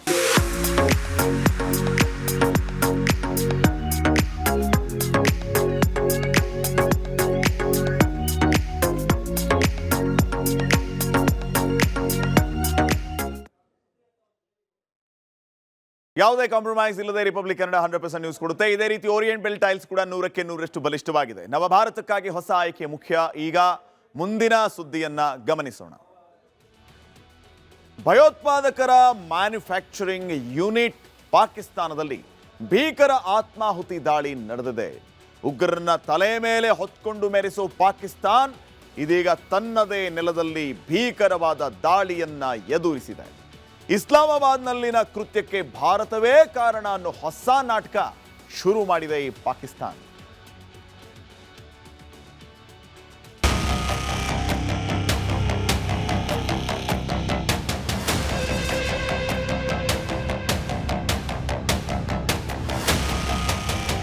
I-20 ಕಾರು ಇಡೀ ದೇಶವೊಂದೇ ಮಲಗದೆ ಇರುವಂತೆ ಮಾಡಿತ್ತು.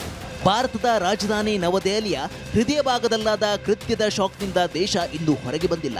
ಅಷ್ಟರಲ್ಲಾಗಲೇ ಪಾಕಿಸ್ತಾನ ತನ್ನ ಮನೆಯಲ್ಲಿ ದೋಸೆ ತೂತಿಗೆ ಭಾರತವೇ ಕಾರಣ ಅಂತಿದೆ. ಪಾಕ್ನಲ್ಲಿ ಪೈಶಾಚಿಕ ಕೃತ್ಯ, ಪ್ರಾಣ ಬಿಟ್ಟ 12 ಮಂದಿ. ಭಾರತದ ಮೇಲೆ ಗೂಬೆ ಕೂರಿಸಿದ ಟೆರರಿಸ್ತಾನ್.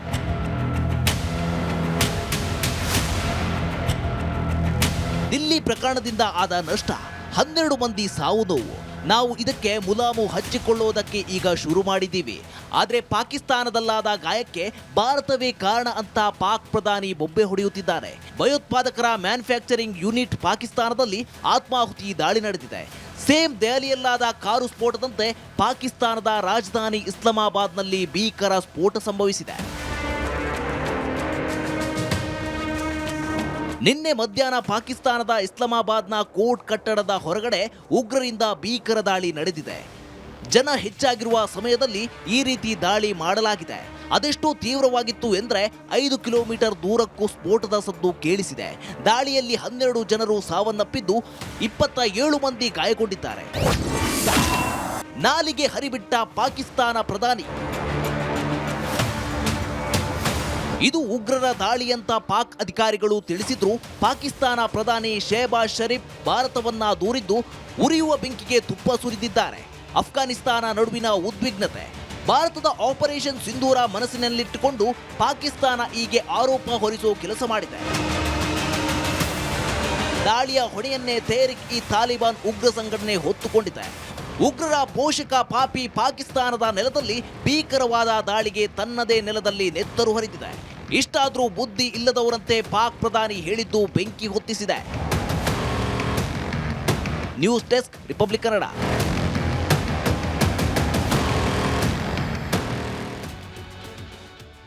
ಈ ಉಗ್ರರ ಟಾರ್ಗೆಟ್ ಯಾವ್ಯಾವ ಪ್ಲೇಸ್ ಆಗಿತ್ತು ಅನ್ನೋದು ಗೊತ್ತಾದ್ರೆ ನೀವು ಆತಂಕಿತರಾಗ್ತೀರಿ.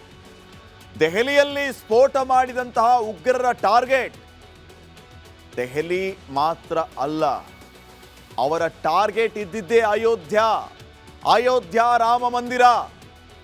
ಬಂಧಿತ ವೈದ್ಯ ಶಾಹೀನ್ ಶಹೀದ್ ವಿಚಾರಣೆಯ ಸಂದರ್ಭದಲ್ಲಿ ಈ ಎಲ್ಲ ವಿಚಾರಗಳು ಕೂಡ ಬಟಾಬಯಲಾಗಿದೆ. ಅಯೋಧ್ಯ ರಾಮ ಮಂದಿರ ಇವರ ಟಾರ್ಗೆಟ್ ಆಗಿತ್ತಂತೆ. ಅಯೋಧ್ಯೆಯಲ್ಲಿ ಸ್ಫೋಟಕ್ಕೆ ಸಂಚು ರೂಪಿಸಿದ್ದರಂತೆ ಈ ಉಗ್ರರು.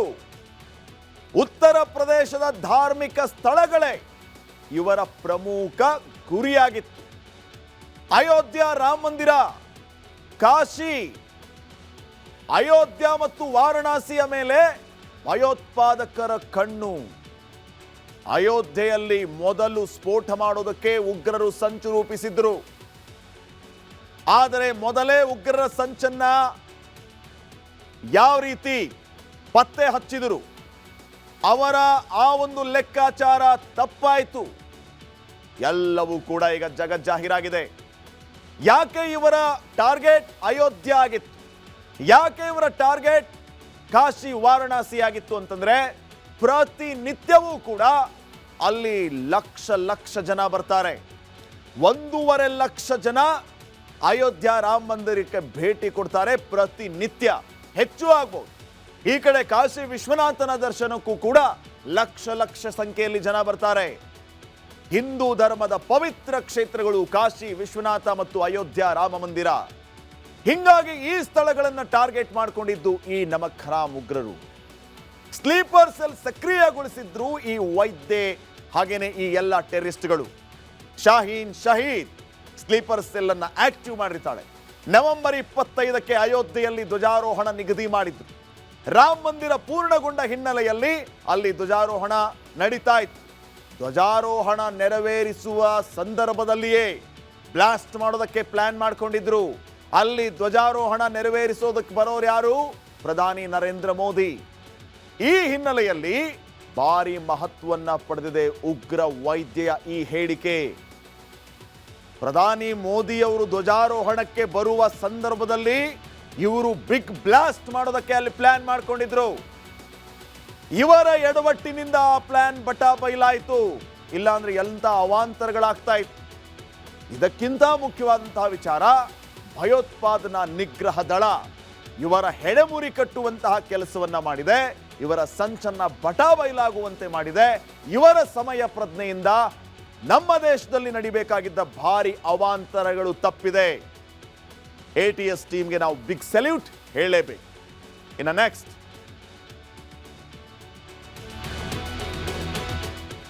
ರಾಜ್ಯ ರಾಜಕಾರಣದ ವಿಚಾರಕ್ಕೆ ಬರೋಣ. ದೆಹಲಿ ಸ್ಫೋಟದ ಮಧ್ಯೆ ನಮ್ಮ ರಾಜ್ಯದಲ್ಲಿ ರಾಜಕೀಯವಾಗಿ ಏನೆಲ್ಲ ಬೆಳವಣಿಗೆ ನಡೀತಾ ಇದೆ ಅನ್ನೋದು ಕೂಡ ಮುಖ್ಯ. ಸೊ ರಾಜ್ಯ ಕಾಂಗ್ರೆಸ್ನಲ್ಲಿ ನವೆಂಬರ್ನಲ್ಲಿ ಕ್ರಾಂತಿ ಆಗುತ್ತೆ ಅಂತ ಎಲ್ಲ ಕಡೆ ಭಾರಿ ಚರ್ಚೆ ಆಗ್ತಾನೆ ಇದೆ. ಜೊತೆಗೆ ಮುಖ್ಯಮಂತ್ರಿ ಬದಲಾವಣೆ ಬಗ್ಗೆಯೂ ಕೂಡ ಚರ್ಚೆ ಜೋರಾಗಿದೆ. ಈ ಮಧ್ಯೆ ಸಚಿವ ಸತೀಶ್ ಜಾರಕಿಹೊಳಿ ದೆಹಲಿ ಪ್ರವಾಸವನ್ನ ಕೈಗೊಂಡಿದ್ದಾರೆ. DK ಶಿವಕುಮಾರ್ ಆದ್ಮೇಲೆ ಸತೀಶ್ ಜಾರಕಿಹೊಳಿ ಹೋಗಿದ್ರೆ ಈ ಕಡೆ DK ಶಿವಕುಮಾರ್ಗೆ ಚಿಂತೆ, ಇವನೇನಕ್ಕಪ್ಪ ಹೋದ ದೆಹಲಿಗೆ ಅಂತ. ಏನಕ್ಕೆ ಹೋದ್ರು ಸಾಹುಕಾರರು ದೆಹಲಿಗೆ? ನೋಡಿ ನೀವೇ ರಿಪೋರ್ಟ್.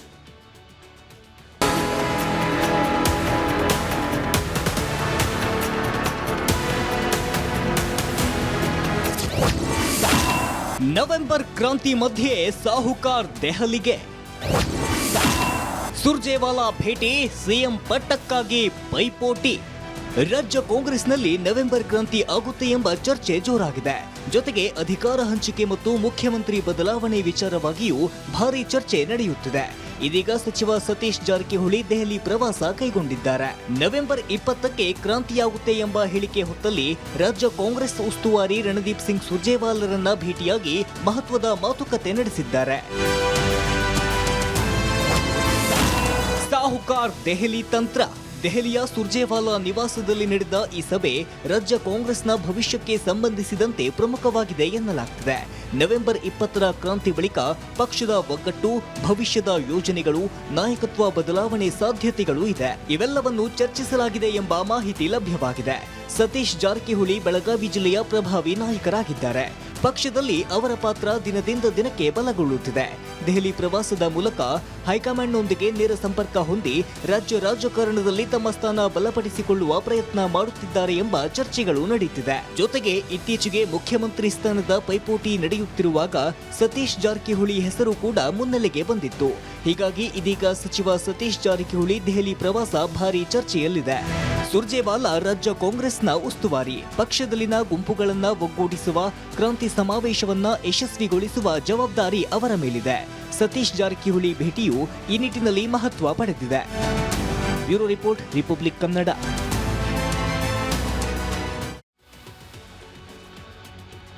ಕೆಲವೇ ದಿನಗಳಲ್ಲಿ ಬೆಳಗಾವಿ ಚಳಿಗಾಲದ ಅಧಿವೇಶನ ಆರಂಭ ಆಗುತ್ತೆ.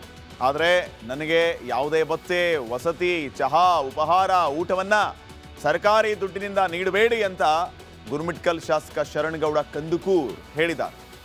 ಶರಣಗೌಡ ಕಂದುಕೂರ್ ರೀತಿ ಎಲ್ಲರೂ ಅನಗತ್ಯ ವೆಚ್ಚಕ್ಕೆ ಬ್ರೇಕ್ ಹಾಕಿದರೆ ಸರ್ಕಾರದ ಬೊಕ್ಕಸಕ್ಕೆ ದೊಡ್ಡ ಮಟ್ಟದ ಲಾಭ ಆಗುತ್ತೆ, ಉಳಿತಾಯ ಆಗುತ್ತೆ.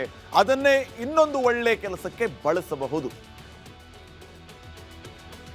ಅಷ್ಟಕ್ಕೂ ಈಗ ಶರಣಗೌಡ ಕಂದುಕೂರ್ ಅವರು ಹೇಳಿದರು, ನನಗೆ ಸರ್ಕಾರದಿಂದ ಈ ಯಾವುದು ದುಡ್ಡು ಬೇಡ, ನನ್ನ ಖರ್ಚನ್ನು ನಾನು ನೋಡ್ಕೋತೀನಿ ಅಂತ ಹೇಳಿದ್ರಲ್ಲ. ನಿಜಕ್ಕೂ ಶರಣಗೌಡ ಕಂದುಕೂರ್ ಅವರ ಈ ನಿರ್ಧಾರವನ್ನು ನಾವು ಶ್ಲಾಘಿಸುತ್ತೇವೆ, ಸ್ವಾಗತಿಸ್ತೇವೆ. ಇಂಥ MLAಗಳು ಎಲ್ಲ ಕಡೆನೂ ಇರಬೇಕು. ಜೊತೆಗೆ ಈ ರೀತಿ ನಿರ್ಧಾರ ಮಾಡಿದ ರೀತಿ ಎಲ್ಲ MLAಗಳು ಮಾಡಿಬಿಟ್ರೆ ಸರ್ಕಾರದ ಬೊಕ್ಕಸಕ್ಕೆ ಎಷ್ಟು ದುಡ್ಡು ಉಳಿಯುತ್ತೆ. ಇದಕ್ಕಿಂತ ಮುಖ್ಯವಾದ ವಿಚಾರ, ಉಳಿದ ದುಡ್ಡನ್ನು ಒಳ್ಳೆಯ ಕೆಲಸಕ್ಕೆ ಯೂಸ್ ಮಾಡಬೇಕು, ಮತ್ತು ಅದ್ಯಾವುದೋ ಜೇಬ್ ಸೇರಬಾರ್ದು. ಅಷ್ಟಕ್ಕೂ ಈಗ ನೋಡಿ, ಈ ಶಾಸಕರ ಸ್ಯಾಲ್ರಿ ಎಷ್ಟಿರುತ್ತೆ ಅಂತ ನೋಡ್ತಾ ಹೋಗೋಣ. ಸ್ಪೀಕರ್ ಅವ್ರಿಗೆ 75,000 ರೂಪಾಯಿ ಸಂಬಳ ಒಂದು ತಿಂಗಳಿಗೆ. ಸ್ಪೀಕರ್ ಅವ್ರಿಗೆ 75,000 ರೂಪಾಯಿ ಸಂಬಳ ಇದೆ. ಮುಖ್ಯಮಂತ್ರಿಗಳಿಗೆ ಅವ್ರಿಗೂ 75,000 ರೂಪಾಯಿನೇ, 75,000 ರೂಪಾಯಿ ಸಂಬಳ ಇದೆ. ಇನ್ನು ಉಪ ಸ್ಪೀಕರ್ ಇವ್ರಿಗೆ ಒಂದು ತಿಂಗಳಿಗೆ 60,000 ರೂಪಾಯಿ ಇರುತ್ತೆ. ಈ ಕ್ಯಾಬಿನೆಟ್ ಸಚಿವರೆಲ್ಲ ಇರ್ತಾರಲ್ಲ, ಮಂತ್ರಿಗಳು, ಅವ್ರಿಗೂ ಕೂಡ ಒಂದು ತಿಂಗಳಿಗೆ 60,000 ರೂಪಾಯಿ ಸ್ಯಾಲ್ರಿ ಇದೆ. ಅಪೋಸಿಷನ್ ಪಾರ್ಟಿ ಲೀಡರ್, ವಿಪಕ್ಷ ನಾಯಕರು, ಅವ್ರಿಗೂ ಕೂಡ 60,000 ರೂಪಾಯಿ ಸಂಬಳ ಇದೆ. ಇನ್ನು ಯಾರೆಲ್ಲ ಕ್ಯಾಬಿನೆಟ್ ದರ್ಜೆ ಸ್ಥಾನಮಾನಗಳನ್ನು ಪಡೆದಿರ್ತಾರಲ್ಲ, ರಾಜ್ಯ ಸಚಿವ ದರ್ಜೆ ಸ್ಥಾನಮಾನ ಹೊಂದಿದಂಥವ್ರು, ಅವ್ರಿಗೆ 50,000 ರೂಪಾಯಿ ಪರ್ ಮಂತ್ ಸಂಬಳ. MLAಗಳಿಗೆ ಎಷ್ಟು ಸಿಗುತ್ತೆ, MLCಗಳಿಗೆ ಎಷ್ಟು ಸಿಗುತ್ತೆ? ಅವರಿಗೆ ಸಿಗೋದು 40,000 ರೂಪಾಯಿ ಸಂಬಳ. ಇಷ್ಟೇ ಆಯ್ತಾ? ಇಲ್ಲ, ಇದ್ರ ಜೊತೆಗೆ ಮನೆ ಬಾಡಿಗೆಗೆ 1,20,000 ರೂಪಾಯಿ ಸಿಗುತ್ತೆ. ಮನೆ ನಿರ್ವಹಣೆ ಮಾಡಿ ನೀವು ಅಂತ 50,000 ರೂಪಾಯಿ ಕೊಡ್ತಾರೆ. ನಿತ್ಯ ಪ್ರಯಾಣ ಭತ್ಯೆ 2,500 ರೂಪಾಯಿ. ಪ್ರತಿನಿತ್ಯ ಇವರು ಲಕ್ಸುರಿಯಸ್ ಕಾರ್ ತಗೊಂಡು ಓಡಾಡ್ತಿರ್ತಾರಲ್ಲ, ಅದಕ್ಕೆ ಅಂತ 2,500 ರೂಪಾಯಿ ಕೊಡ್ತಾರೆ. ಇನ್ನ ಆಹಾರ ವಸ್ತು ಖರೀದಿ ಮಾಡೋದಕ್ಕೆ 4.5 ಲಕ್ಷ. ಇವರು ಊಟಕ್ಕೆ, ತಿಂಡಿಗೆ, ಟೀ ಕಾಫಿಗೆ ಏನಾದರೂ ಇಷ್ಟ ಆದರೆ ಅದನ್ನು ಖರೀದಿ ಮಾಡೋದಕ್ಕೆ 4.5 ಲಕ್ಷ ರೂಪಾಯಿ ಕೊಡ್ತಾರೆ ಪ್ರತಿ ತಿಂಗಳು. ನೀವು 40,000 ರೂಪಾಯಿ ಸಂಬಳ ಭಾಳ ಕಡಿಮೆ ಆಯ್ತಲ್ಲ ಅಂತ ಅನ್ಕೋಬೇಡಿ. ಅದರ ಜೊತೆಗೆ ಇಷ್ಟುದ್ದ ಲಿಸ್ಟ್ ಇದೆ, ಎಲ್ಲ ಸೇರಿಸಿದ್ರೆ ಎಷ್ಟಾಗುತ್ತೆ ಲೆಕ್ಕ ಹಾಕ್ಬೇಕು ನೀವೀಗ. ಇನ್ನು ಸಚಿವರಿಗೆ ಇಂಧನಕ್ಕಾಗಿ, ಪೆಟ್ರೋಲ್ ಡೀಸೆಲ್ಗಾಗಿ ಅವರಿಗೆ ಎಷ್ಟೆಷ್ಟು ಕೊಡ್ತಾರೆ ನೋಡಿ. 1,500 ರೂಪಾಯಿ, 1,500 ಲೀಟ್ರ್, ಸಾರಿ, ಎಷ್ಟು ಲೀಟ್ರು? 1,500 ಲೀಟರ್. ಸಚಿವರಿಗೆ ನೀವು ಪೆಟ್ರೋಲ್ ಹಾಕ್ಸ್ಕೊಳ್ಳಿ, ಡೀಸೆಲ್ ಹಾಕ್ಸ್ಕೊಳ್ಳಿ, 1,500 ಲೀಟರ್. ಇನ್ನ ದೂರವಾಣಿ ವೆಚ್ಚ 20,000 ರೀ. ಒಂದು ಲೆಕ್ಕ ಹಾಕಿ, ಒಂದು ದಿನಕ್ಕೆ, ಒಂದು ತಿಂಗಳಿಗೆ 20,000 ರೂಪಾಯಿ ಖರ್ಚಾಗತ್ತಾ? ಮೊಬೈಲ್ ನೀವು ಲಕ್ಷ ಜನರಿಗೆ ಕಾಲ್ ಮಾಡಿ, 20,000 ರೂಪಾಯಿ ಹೋಗುತ್ತಾ? ಈಗ ತರಹೇವಾರಿ ಪ್ಲಾನ್ಗಳಿದೆ. ಈಗ ಒಂದೊಂದು ಸಂಸ್ಥೆಯವರು ಒಂದೊಂದು ಒಳ್ಳೊಳ್ಳೆ ಆಫರ್ಗಳನ್ನು ಬಿಡ್ತಾರೆ. 2,999 ರೂಪಾಯಿ ರೀಚಾರ್ಜ್ ಮಾಡಿದರೆ 1 ವರ್ಷ free, data free, 5G network free ಇಲ್ವಾ? 2,999 ರೂಪಾಯಿ ಒಂದೇ ಟೈಮ್ಗೆ ಹಾಕ್ಸಿದ್ರೆ 3,000 ರೂಪಾಯಿ ಖರ್ಚು ಮಾಡಿದ್ರೆ 1 ವರ್ಷ ರೀ. ಇವ್ರಿಗೆ ಸಿಗೋದಷ್ಟು 20,000. Just imagine, 20,000 ಖರ್ಚಾಗತ್ತಾ? ಆಮೇಲೆ ಯಾರು ಕರೆ ಮಾಡ್ತಾರೆ ಇವರು? ಅವ್ರು ಫೋನ್ ಮಾಡೋದಿರಲಿ, ನಾವು ಮಾಡಿದ ಫೋನನ್ನು ರಿಸೀವ್ ಮಾಡಲ್ಲ. ಇನ್ನು ಇವರಿಗೆ ದೂರವಾಣಿ ವೆಚ್ಚ 20,000. National waste. ಯಾಕೆ ಕೊಡ್ಬೇಕು ಇವ್ರಿಗೆ 20,000? ದೂರವಾಣಿ ವೆಚ್ಚ ಯಾಕೆ ಕೊಡಬೇಕು? 3,000 ರೂಪಾಯಿ ಪ್ಯಾಕೇಜ್ ಇದೆ. ಆ 3,000 ರೂಪಾಯಿನ ಹಾಕ್ಸಿದ್ರೆ 1 ವರ್ಷ ಫ್ರೀ. ಯಾರಿಗಾದ್ರೂ ಫೋನ್ ಮಾಡಿ, ಯಾರಿಗಾದ್ರೂ ಮೆಸೇಜ್ ಮಾಡಿ, ವಾಟ್ಸಪ್, ಡಾಟಾ ಎಲ್ಲ ಫ್ರೀ. 3,000 ಖರ್ಚು ಮಾಡಿದ್ರು. ಆ ಜಾಗದಲ್ಲಿ 20,000 ಕೊಡ್ತಿದಾರಲ್ಲ ಇವ್ರಿಗೆ. ಏನು ಮಾಡ್ತಾರೆ 20,000 ರೂಪಾಯಿ ಇವರು? ಜನರಿಗೆ ಫೋನ್ ಮಾಡ್ತಾರಾ ಟೈಮ್ಲಿ? ನಿಮಗೆ ತೊಂದರೆ ಆಗ್ತಾ ಇದೆ ಅಂತ ಕಾಲ್ ಮಾಡ್ತಾರಾ? ಅಥವಾ ನಿಮ್ಮ ತೊಂದರೆಯನ್ನು ನೀವು ಹೇಳೋದಕ್ಕೆ ಫೋನ್ ಮಾಡಿದರೆ ರಿಸೀವ್ ಮಾಡ್ತಾರಾ? No way. ಇವರಿಗೆ 20,000. ಅಂಚೆ ವೆಚ್ಚ 5,000 ರೂಪಾಯಿ. ಪೋಸ್ಟಲ್ ಖರ್ಚು 5,000. ಯಾರಿಗೆ ಪತ್ರ ಹಾಕ್ತಾರೆ ಇವರು? ಎಷ್ಟು ಖರ್ಚಿದೆ ನೋಡಿ ಅದಕ್ಕೆ? 5,000. ಇನ್ನು ಅವರಿಗೆ PA ಒಬ್ಬ, ಆ PAಗೆ ಸಂಬಳ 20,000. ನೋಡಿ, ಇಷ್ಟೆಲ್ಲ ಸ್ಯಾಲ್ರಿ, ಇಷ್ಟೆಲ್ಲ ಭತ್ತೆ, ಇಷ್ಟೆಲ್ಲ ಅನುಕೂಲ. ಯಾರಿಗೆ ಅನುಕೂಲ? ಇದರಿಂದ ಆ ಕ್ಷೇತ್ರದ ಜನರಿಗೆ ಅನುಕೂಲ ಆಗ್ತಿದೆ? ಏನೂ ಇಲ್ಲ. ದುಡ್ಡು ಹೊಡಿ, ಮಜಾ ಮಾಡು, ಇಷ್ಟೇ. ಇದನ್ನು ಬಿಟ್ಟರೆ ಬೇರೆ ಏನೂ ಇಲ್ಲ. ಹಿಂಗಾಗಿ ನಾನು MLA ಆಗಬೇಕು, ನಾನು ಮಂತ್ರಿ ಆಗಬೇಕು, ನಾನು ಅದು ಆಗಬೇಕು, ನೀನಿದೇ ಆಗಬೇಕು. ಯಾಕೆ ಹೇಳಿ? ಅಭಿವೃದ್ಧಿ ಮಾಡಿದರೆ ನಾವು ಸ್ವಾಗತಿಸ್ತೀವ್ರಿ. ಅದನ್ನ ಒಳ್ಳೆ ಕೆಲಸ ಮಾಡಿದರೆ ಸ್ವಾಗತಿಸೋಣ.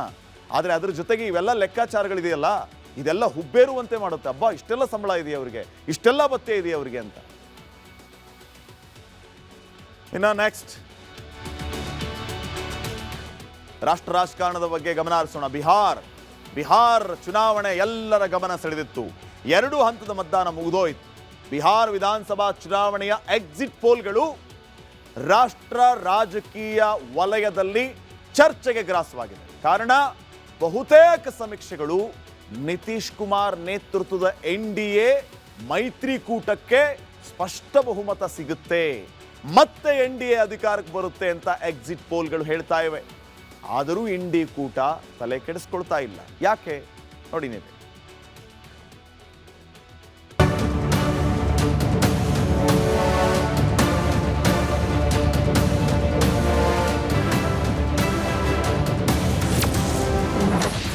ಒಂದಲ್ಲ 2 ಶತಕ ಬಾರಿಸಲಿದೆಯಂತೆ NDA. ಮಹಾಗಠಬಂಧನ್ಗೆ ಶಾಕ್ ಕೊಟ್ಟ ಪೋಲ್ ಡೈರಿ.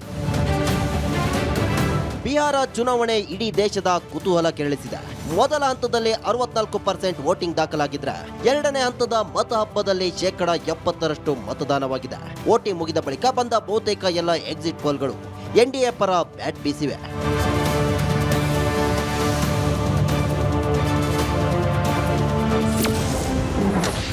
ನಿತೀಶ್ ಕುಮಾರ್ ಅನ್ನು ಗೆಲ್ಲಿಸ್ತಾರ ಮಹಿಳೆಯರು? ರಾಜಕೀಯ ವಿಶ್ಲೇಷಕರ ಪ್ರಕಾರ ಅತಿ ಹೆಚ್ಚು ಸಂಖ್ಯೆಯಲ್ಲಿ ಮಹಿಳೆಯರು ಚುನಾವಣೆಯಲ್ಲಿ ಭಾಗವಹಿಸಿದ್ದಾರೆ. ಅದರ ಲಾಭ ನಿತೀಶ್ ಕುಮಾರ್ ನೇತೃತ್ವದ NDA ಮೈತ್ರಿಕೂಟಕ್ಕೆ. ಮತಗಟ್ಟೆಗೆ ಬಂದು ತಮ್ಮ ಹಕ್ಕನ್ನು ಮಹಿಳೆಯರು ಚಲಾಯಿಸಿರುವುದಕ್ಕೆ ಬಲವಾದ ಕಾರಣವಿದೆ. ಈ ಅಂಶವೇ ಗೇಮ್ ಚೇಂಜರ್ ಆಗಲಿದೆ ಎಂದು ಹೇಳಲಾಗ್ತಿದೆ. ಬಿಹಾರ ಚುನಾವಣೆಯ ಗ್ರೌಂಡ್ ರಿಯಾಲಿಟಿ ಪ್ರಕಾರ ಬಿಜೆಪಿ JDU ನೇತೃತ್ವದ NDA ಮೈತ್ರಿಕೂಟಕ್ಕೆ ಮಹಿಳಾ ರೋಜ್ಗಾರ್ ಯೋಜನೆ ಭಾರಿ ಬೂಸ್ಟ್ ನೀಡಿದೆ. ಮಹಿಳೆಯರು ದಾಖಲೆಯ ಸಂಖ್ಯೆಯಲ್ಲಿ ಬಂದು ಮತ ಚಲಾಯಿಸಲು ಇದೇ ಕಾರಣ ಎಂದು ಹೇಳಲಾಗ್ತಿದೆ. ಪ್ರೋತ್ಸಾಹಜನಕ ಇಲ್ಲ ಮಹಾಗಠಬಂಧನ್ಗೆ, ಆದರೂ ನೋಡೋಣ. ಯಾಕಂದ್ರೆ ಇದೇ ರೀತಿಯಾಗಿ ಹರಿಯಾಣದಲ್ಲಿ ಎಕ್ಸಿಟ್ ಪೋಲು ಕಾಂಗ್ರೆಸ್ ಪರವಾಗಿ ಬಹಳ ಎಲ್ಲ ಚಾನಲ್ಸು ತೋರಿಸಿದ್ರು. ಆದರೆ ರಿಸಲ್ಟ್ ಅದರ ಉಲ್ಟಾ ಆಯಿತು. ಅದಕ್ಕೆ ಇದು ಕಾದು ನೋಡೋಣ. ಎಕ್ಸಿಟ್ ಪೋಲ್ಗಳಲ್ಲಿ NDA ಮತ್ತೆ ಗೆಲ್ಲುತ್ತೆ ಅನ್ನುವಂಥ ವಿಶ್ವಾಸವನ್ನು ಅವು ವ್ಯಕ್ತಪಡಿಸಿದ್ದಾವೆ. ನಮಗೂ ವಿಶ್ವಾಸ ಇದೆ. ನಮಗೆ ನಮ್ಮ ನಾಯಕತ್ವದ ಮೇಲೆ, ನಮ್ಮ ಸಿದ್ಧಾಂತದ ಮೇಲೆ, ನಮ್ಮ ಆಡಳಿತದ ಮೇಲೆ ವಿಶ್ವಾಸ ಇದೆ. सभी लोगों ने भारी मतदान करके इस सरकार के खिलाफ वोट किया है और इस बार बदलाव जो है होने जा रहा है। कहीं इफ एंड बट की भी गुंजाइश नहीं रह गई है। ಬಿಹಾರ ಚುನಾವಣೆ ಮೇಲೆ ದೇಶದ ಚಿತ್ತ ನೆಟ್ಟಿದೆ. ನವೆಂಬರ್ 14ರಂದು ಫಲಿತಾಂಶ ಹೊರಬೀಳಲಿದ್ದು ನಿತೀಶ್ ಕುಮಾರ್ ನೇತೃತ್ವದ ಎನ್ಡಿಎ ಕಮಾಲ್ ಮಾಡುತ್ತಾ ತೇಜಸ್ವಿ ನೇತೃತ್ವದ ಇಂಡಿ ಕೂಟ ಗೆಲ್ಲುತ್ತಾ ಕಾದು ನೋಡಬೇಕಿದೆ. News desk, Republic Kannada.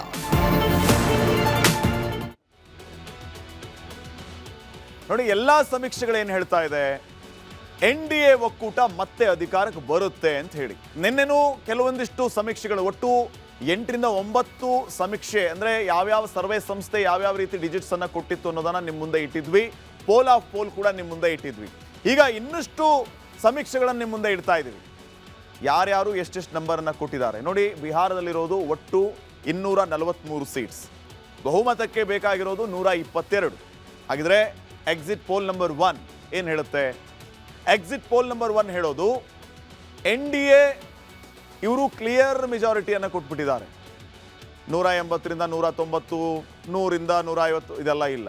Exact digit 186. 186 NDA ಗಳಿಸುತ್ತೆ. ಇಂಡಿ ಕೇವಲ 50, ಅದರ್ಸ್ 7. ಇದು ಎಕ್ಸಿಟ್ ಪೋಲ್ ನಂಬರ್ 1. ಇನ್ನ ಎಕ್ಸಿಟ್ ಪೋಲ್ ನಂಬರ್ 2, ಎರಡನೇ ಎಕ್ಸಿಟ್ ಪೋಲ್ ಏನು ಹೇಳುತ್ತೆ ಅಂತಂದ್ರೆ NDA ಒಕ್ಕೂಟಕ್ಕೆ 184ರಿಂದ 209 ಸ್ಥಾನಗಳು ಸಿಗುತ್ತೆ ಅಂತ. ಇಂಡಿ ಒಕ್ಕೂಟಕ್ಕೆ 32ರಿಂದ 49 ಸ್ಥಾನಗಳಷ್ಟೇ ಸಿಗಬಹುದು. ಬಹಳ ಕನಿಷ್ಠ ಆಯ್ತಿದು. ಅವರಿರುವಂಥ ಕಾನ್ಫಿಡೆನ್ಸ್ ನೋಡಿದ್ರೆ ಕ್ಲೀನ್ ಸ್ವಿಪ್ ಮಾಡ್ತೀವಿ ಅಂತ. ಆದರೆ ಎಕ್ಸಿಟ್ ಪೋಲ್ 2 ಕೇವಲ 32 ಸ್ಥಾನ ತಗೋತಾರೆ ಇಂಡಿ ಅವರು ಅಂತ ಹೇಳ್ತಿದ್ದಾರೆ. ಇನ್ನು ಅದರ್ಸ್ 1ರಿಂದ 5. ಇನ್ನು ಎಕ್ಸಿಟ್ ಪೋಲ್ ನಂಬರ್ 3, ಇಲ್ಲಿ NDA 147ರಿಂದ 167 ಸ್ಥಾನಗಳನ್ನ ಗಳಿಸುವ ಮೂಲಕ ಕ್ಲಿಯರ್ ಮೆಜಾರಿಟಿಯನ್ನ ಪಡೆದುಕೊಳ್ಳುತ್ತೆ, ಆಬ್ಸಲ್ಯೂಟ್ ಮೆಜಾರಿಟಿ. ಆದರೆ ಇಂಡಿ ಕೇವಲ 70ರಿಂದ 90. 70ರಿಂದ 90. ಬೇರೆ ಪಕ್ಷದ ಜೊತೆಗೆ ಇವರು ಕೈ ಜೋಡಿಸೋದಕ್ಕೆ ಹೋದರೂ ಕೂಡ ಇವರಿಗೆ ಮ್ಯಾಜಿಕ್ ನಂಬರ್ನ ರೀಚ್ ಆಗೋದಕ್ಕೆ ಆಗಲ್ಲ. ಇನ್ನು ಅದರ್ಸ್ ಕೇವಲ 2ರಿಂದ 6. ಇನ್ನು ಎಕ್ಸಿಟ್ ಪೋಲ್ ನಂಬರ್ 4, ಇವರು NDA ಒಕ್ಕೂಟಕ್ಕೆ 145ರಿಂದ 163 ಸ್ಥಾನಗಳನ್ನು ಕೊಡ್ತಾ ಇದ್ದಾರೆ ವೀಕ್ಷಕರೇ. ಇಂಡಿ ಒಕ್ಕೂಟಕ್ಕೆ 76ರಿಂದ 95 ಸ್ಥಾನಗಳನ್ನು ಕೊಡ್ತಾ ಇದ್ದಾರೆ. ಅದರ್ಸ್ ಕೇವಲ 6. ಇನ್ನು ಎಕ್ಸಿಟ್ ಪೋಲ್ ನಂಬರ್ 5, NDA 145ರಿಂದ 160 ಸ್ಥಾನಗಳನ್ನ ಗೆಲ್ಲುತ್ತೆ ಅಂತ ಹೇಳುತ್ತೆ ಎಕ್ಸಿಟ್ ಪೋಲ್ ನಂಬರ್ 5. ಇಂಡಿ ಒಕ್ಕೂಟ 73 ಅಥವಾ 75ರಿಂದ 91 ಕ್ಷೇತ್ರಗಳನ್ನು ಪಡೆಯುತ್ತೆ. ಅದರ್ಸ್ ಕೇವಲ 5ರಿಂದ 10. ಸೊ ಇವೆಲ್ಲವನ್ನ ಕೂಡ ನೋಡಿದಾಗ ಎಕ್ಸಿಟ್ ಪೋಲ್ 6 ಏನು ಹೇಳುತ್ತೆ? NDA ಒಕ್ಕೂಟ 188 ಅಥವಾ 100, ಈಗೆಲ್ಲ ನಾವು ಸರಾಸರಿ ನೋಡಿದಾಗ 140, 150. ಎಕ್ಸಿಟ್ ಪೋಲ್ ನಂಬರ್ 2 188 ಅಂತ ಹೇಳ್ತೀವಿ. ಇಲ್ಲಿ 133ರಿಂದ 148 ಕ್ಷೇತ್ರಗಳನ್ನು NDA ತನ್ನದಾಗಿಸಿಕೊಳ್ಳುತ್ತೆ. ಇಂಡಿ ಒಕ್ಕೂಟ 87 ಅಥವಾ 102 ಕ್ಷೇತ್ರಗಳನ್ನ ತನ್ನದಾಗಿಸ್ಕೋಬಹುದು ಅಂತ. ಇನ್ನು ಅದರ್ಸ್ ಕೇವಲ 3ರಿಂದ 5. ಸೊ ಅಂತಿಮವಾಗಿ ಸರಾಸರಿ ಇವೆಲ್ಲವನ್ನು ಲೆಕ್ಕಕ್ಕೆ ಹಾಕಿ ನಾವು ಪೋಲ್ ಆಫ್ ಪೋಲ್ ಮಾರ್ಜಿನ್ ಅನ್ನು ನಿಮ್ಮ ಮುಂದೆ ಇಟ್ಟರೆ 145ರಿಂದ 155 ಕ್ಷೇತ್ರಗಳನ್ನ NDA ತನ್ನದಾಗಿಸ್ಕೋಬಹುದು. 70ರಿಂದ 90 ಕ್ಷೇತ್ರಗಳನ್ನ ಇಂಡಿ ಒಕ್ಕೂಟ ತನ್ನದಾಗಿಸ್ಕೋಬಹುದು. ಅದರ್ಸ್ 3ರಿಂದ 5. ಸೊ ಅಂತಿಮವಾಗಿ ಮತ್ತೆ NDA ಒಕ್ಕೂಟ ಬಿಹಾರದಲ್ಲಿ ಗೆದ್ದು ಬೀಗುತ್ತೆ ಅಂತ ಈ ಎಲ್ಲ ಸಮೀಕ್ಷೆಗಳು ಒಟ್ಟಾರೆ ಫಲಿತಾಂಶವನ್ನ ನೀಡುತ್ತೆ. ಇನ್ನು ಒಂದೇ ದಿನ ವೀಕ್ಷಕರೇ ಬಾಕಿ ಇರೋದು. ಇನ್ನು ಒಂದೇ ಒಂದು ದಿನ ಬಿಹಾರದಲ್ಲಿನ ಫಲಿತಾಂಶ ಪ್ರಕಟವಾಗುತ್ತೆ. ನಿಮ್ಮ ರಿಪಬ್ಲಿಕ್ ಕನ್ನಡದಲ್ಲಿ ನಿರಂತರ ಅಪ್ಡೇಟ್ಸ್ ಅನ್ನ ಕೊಡ್ತೀವಿ. ಇನ್ನು ನೆಕ್ಸ್ಟ್, ಕಬ್ಬಿನ ಕಿಚ್ಚು ತಣ್ಣಗಾಯಿತು ಅನ್ನೋಷ್ಟರಲ್ಲೇ ಮತ್ತೆ ಆಕ್ರೋಶ ಸ್ಫೋಟವಾಗಿದೆ. ಬಾಗಲಕೋಟೆ, ಬೀದರ್, ಹಾವೇರಿಯಲ್ಲಿ ಸರ್ಕಾರದ ವಿರುದ್ಧ ರೈತರ ಆಕ್ರೋಶ ಹೆಚ್ಚಾಗಿದೆ. ಸರಿಯಾದ ಬೆಲೆ ಸಿಗೋವರೆಗೆ ನಾವು ಹಿಂದೆ ಸರಿಯಲ್ಲ ಅಂತ ರೈತರು ಪಟ್ಟು ಹಿಡಿದಿದ್ದಾರೆ.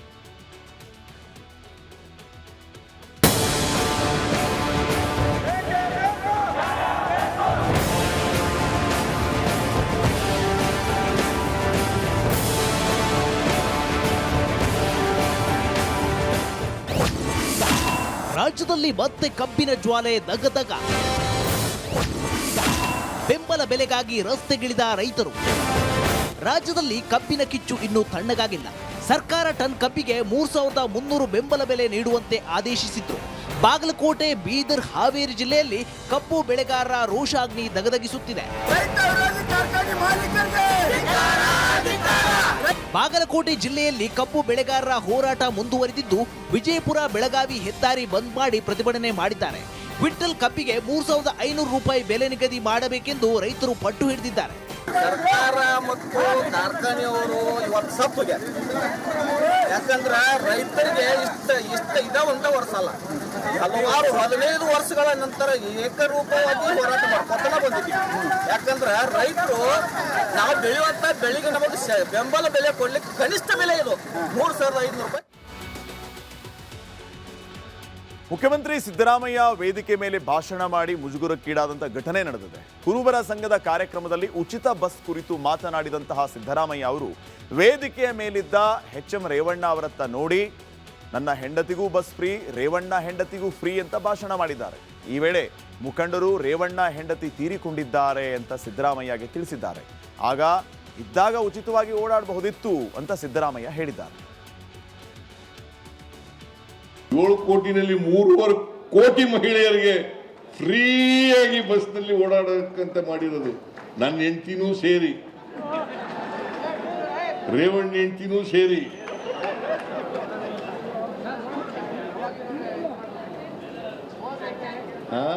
ಹೆಂಡತಿ ಈಚೆ ಸತ್ತೋಗಿದ್ದಾರೆ, ಇದರಾಗಿದ್ದಾರೆ. ಅಲ್ಲ, ಮೊದಲೇ ನಾನು ಹೇಳಿದ್ದು, ನಾವು ಮಾಡುವಾಗ, ನಾನು BSc ಓದುವಾಗ, ಫಸ್ಟ್ ಇಯರ್ BScನಲ್ಲಿ ರೂಮ್ ಮಾಡ್ಕೊಂಡು ಹೋಟ್ಲಲ್ಲಿ ಸಾಂಬಾರು ತಗೊಬಂದು ಅನ್ನ ಮಾಡ್ಕೊಂಡಿದ್ದು. ನಾನು ಇನ್ನೊಬ್ಬ ಚಿಕ್ಕವೀರಯ್ಯ ಅಂತ ಒಕ್ಲೀರ್ ಹುಡುಗ, ಅವನು ನಾನು ರೂಮ್ ಮಾಡ್ಕೊಂಡಿದ್ದು. ನಾನು ಮುಖ್ಯಮಂತ್ರಿ ಆದಮೇಲೆ ಎಂಥ ಕಾರ್ಯಕ್ರಮ ಅದು, ವಿದ್ಯಾಸಿರಿ ಕಾರ್ಯಕ್ರಮ ತರಲಿಕ್ಕೆ ಅದು ಅನುಭವ. ಯಾಕಂತಂದರೆ ನಾನು ರೂಮ್ ಮಾಡ್ಕೊಂಡಿದ್ದೆ.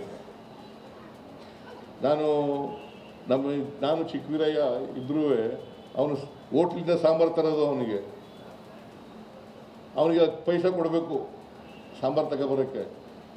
ಯಾಕಂತಂದರೆ ಅವನು ಕಡಲೆ ಬೀಜ ತಿನ್ನೋನು. ಅವನಿಗೆ ಆ ಕಡಲೆ ಬೀಜ ತಿನ್ನೋಕ್ಕೋಸ್ಕರ 10 ಪೈಸೆ ಕೊಡುವೆ. 10 ಪೈಸೆ ಕೊಟ್ಬಿಟ್ರೆ ನಾನು ಅನ್ನ ಮಾಡೋದು, ಅವನು ಸಾಂಬಾರು ತಗೊಬರೋದು.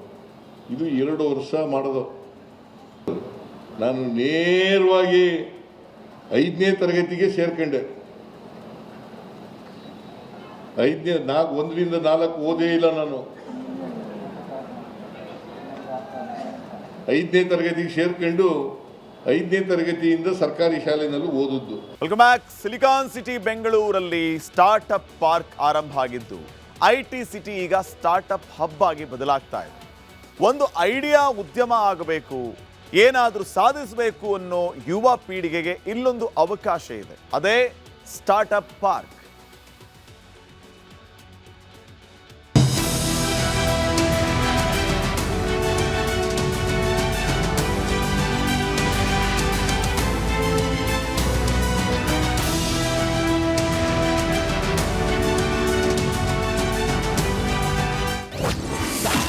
ಸ್ಟಾರ್ಟ್ಅಪ್ ಫೆಸ್ಟಿವಲ್ನಲ್ಲಿ ವಿಭಿನ್ನ ಕಾರ್ಯಾಗಾರ.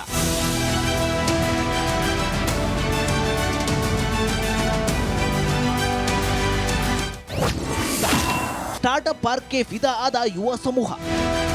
ದೇಶ ವಿದೇಶದಲ್ಲಿ ತನ್ನದೇ ಛಾಪು ಮೂಡಿಸಿರುವ ಬೆಂಗಳೂರು ಈಗ ವಿಭಿನ್ನ ಪ್ರಯತ್ನದ ಮೂಲಕ ಗ್ಲೋಬಲ್ ಲೆವೆಲ್ ಲೀಡರ್ ಆಗೋ ದಾರಿಯಲ್ಲಿ ದಾಪುಗಾಲು ಇಡುತ್ತಿದೆ. Garden city, silicon city, IT capital ಎಂದೆಲ್ಲ ಕರೆಸಿಕೊಳ್ಳೋ ನಮ್ಮ ಬೆಂಗಳೂರನ್ನ ಸ್ಟಾರ್ಟ್ಅಪ್ ಕ್ಯಾಪಿಟಲ್ ಆಗಿ ಬದಲಾಗುತ್ತಿದೆ.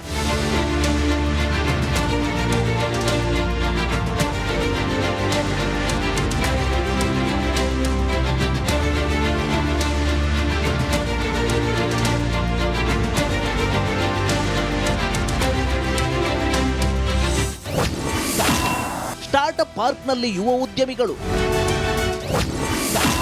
ಎಥಿಕಲ್ ಹ್ಯಾಕಿಂಗ್ ಬಗ್ಗೆ ಚರ್ಚೆ, ಸಮಾಲೋಚನೆ. IT ಕ್ಯಾಪಿಟಲ್ ಬೆಂಗಳೂರಿನಲ್ಲಿ ಸ್ಟಾರ್ಟ್ಅಪ್ ಪಾರ್ಕ್ ಶುರುವಾಗಿ ಇಂದಿಗೆ 6 ದಿನ ಕಳೆದಿದೆ. ಕೋರಮಂಗಲದ ಮಡಿವಾಳ ಪೊಲೀಸ್ ಠಾಣೆಯ ಸಮೀಪದಲ್ಲೇ ಇರೋ ಸ್ಟಾರ್ಟ್ಅಪ್ ಪಾರ್ಕ್ನಲ್ಲಿ ಬರೋಬ್ಬರಿ 1 ತಿಂಗಳ ಕಾಲ ಸ್ಟಾರ್ಟ್ಅಪ್ ಫೆಸ್ಟಿವಲ್ ಕೂಡ ಆಯೋಜಿಸಲಾಗಿದೆ. ಇದು ಡೀಪ್ ಟೆಕ್ ಹ್ಯಾಕರ್ಸ್ ಡೇ ನಿಮಿತ್ತ ದೇಶ ವಿದೇಶಗಳಿಂದಲೂ ಯುವ ಉದ್ಯಮಿಗಳು ಆಗಮಿಸಿದ್ರು.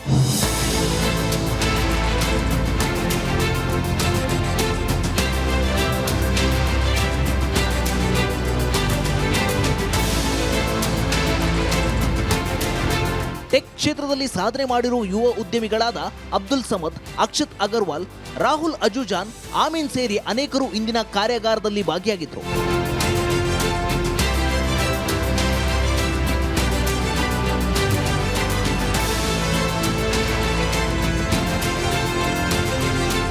ಎಐ ಹಾಗೂ ಎಥಿಕಲ್ ಹ್ಯಾಕಿಂಗ್ ಬಳಕೆಯಾಗುತ್ತಿದ್ದು ಯುವಕರು ಈ ಕ್ಷೇತ್ರದತ್ತ ಹೆಚ್ಚಿನ ಆಸಕ್ತಿ ತೋರಿಸುತ್ತಿದ್ದಾರೆ ಎಂದು ಇಂದಿನ ಕಾರ್ಯಾಗಾರಕ್ಕೆ ಬಂದಿದ್ದ ಯುವ ಉದ್ಯಮಿ ಅಬ್ದುಲ್ ಸಮದ್ ಹೇಳಿದ್ದು ಹೀಗೆ. With the startup park is, I would say, is the beginning of what Shafi has in mind.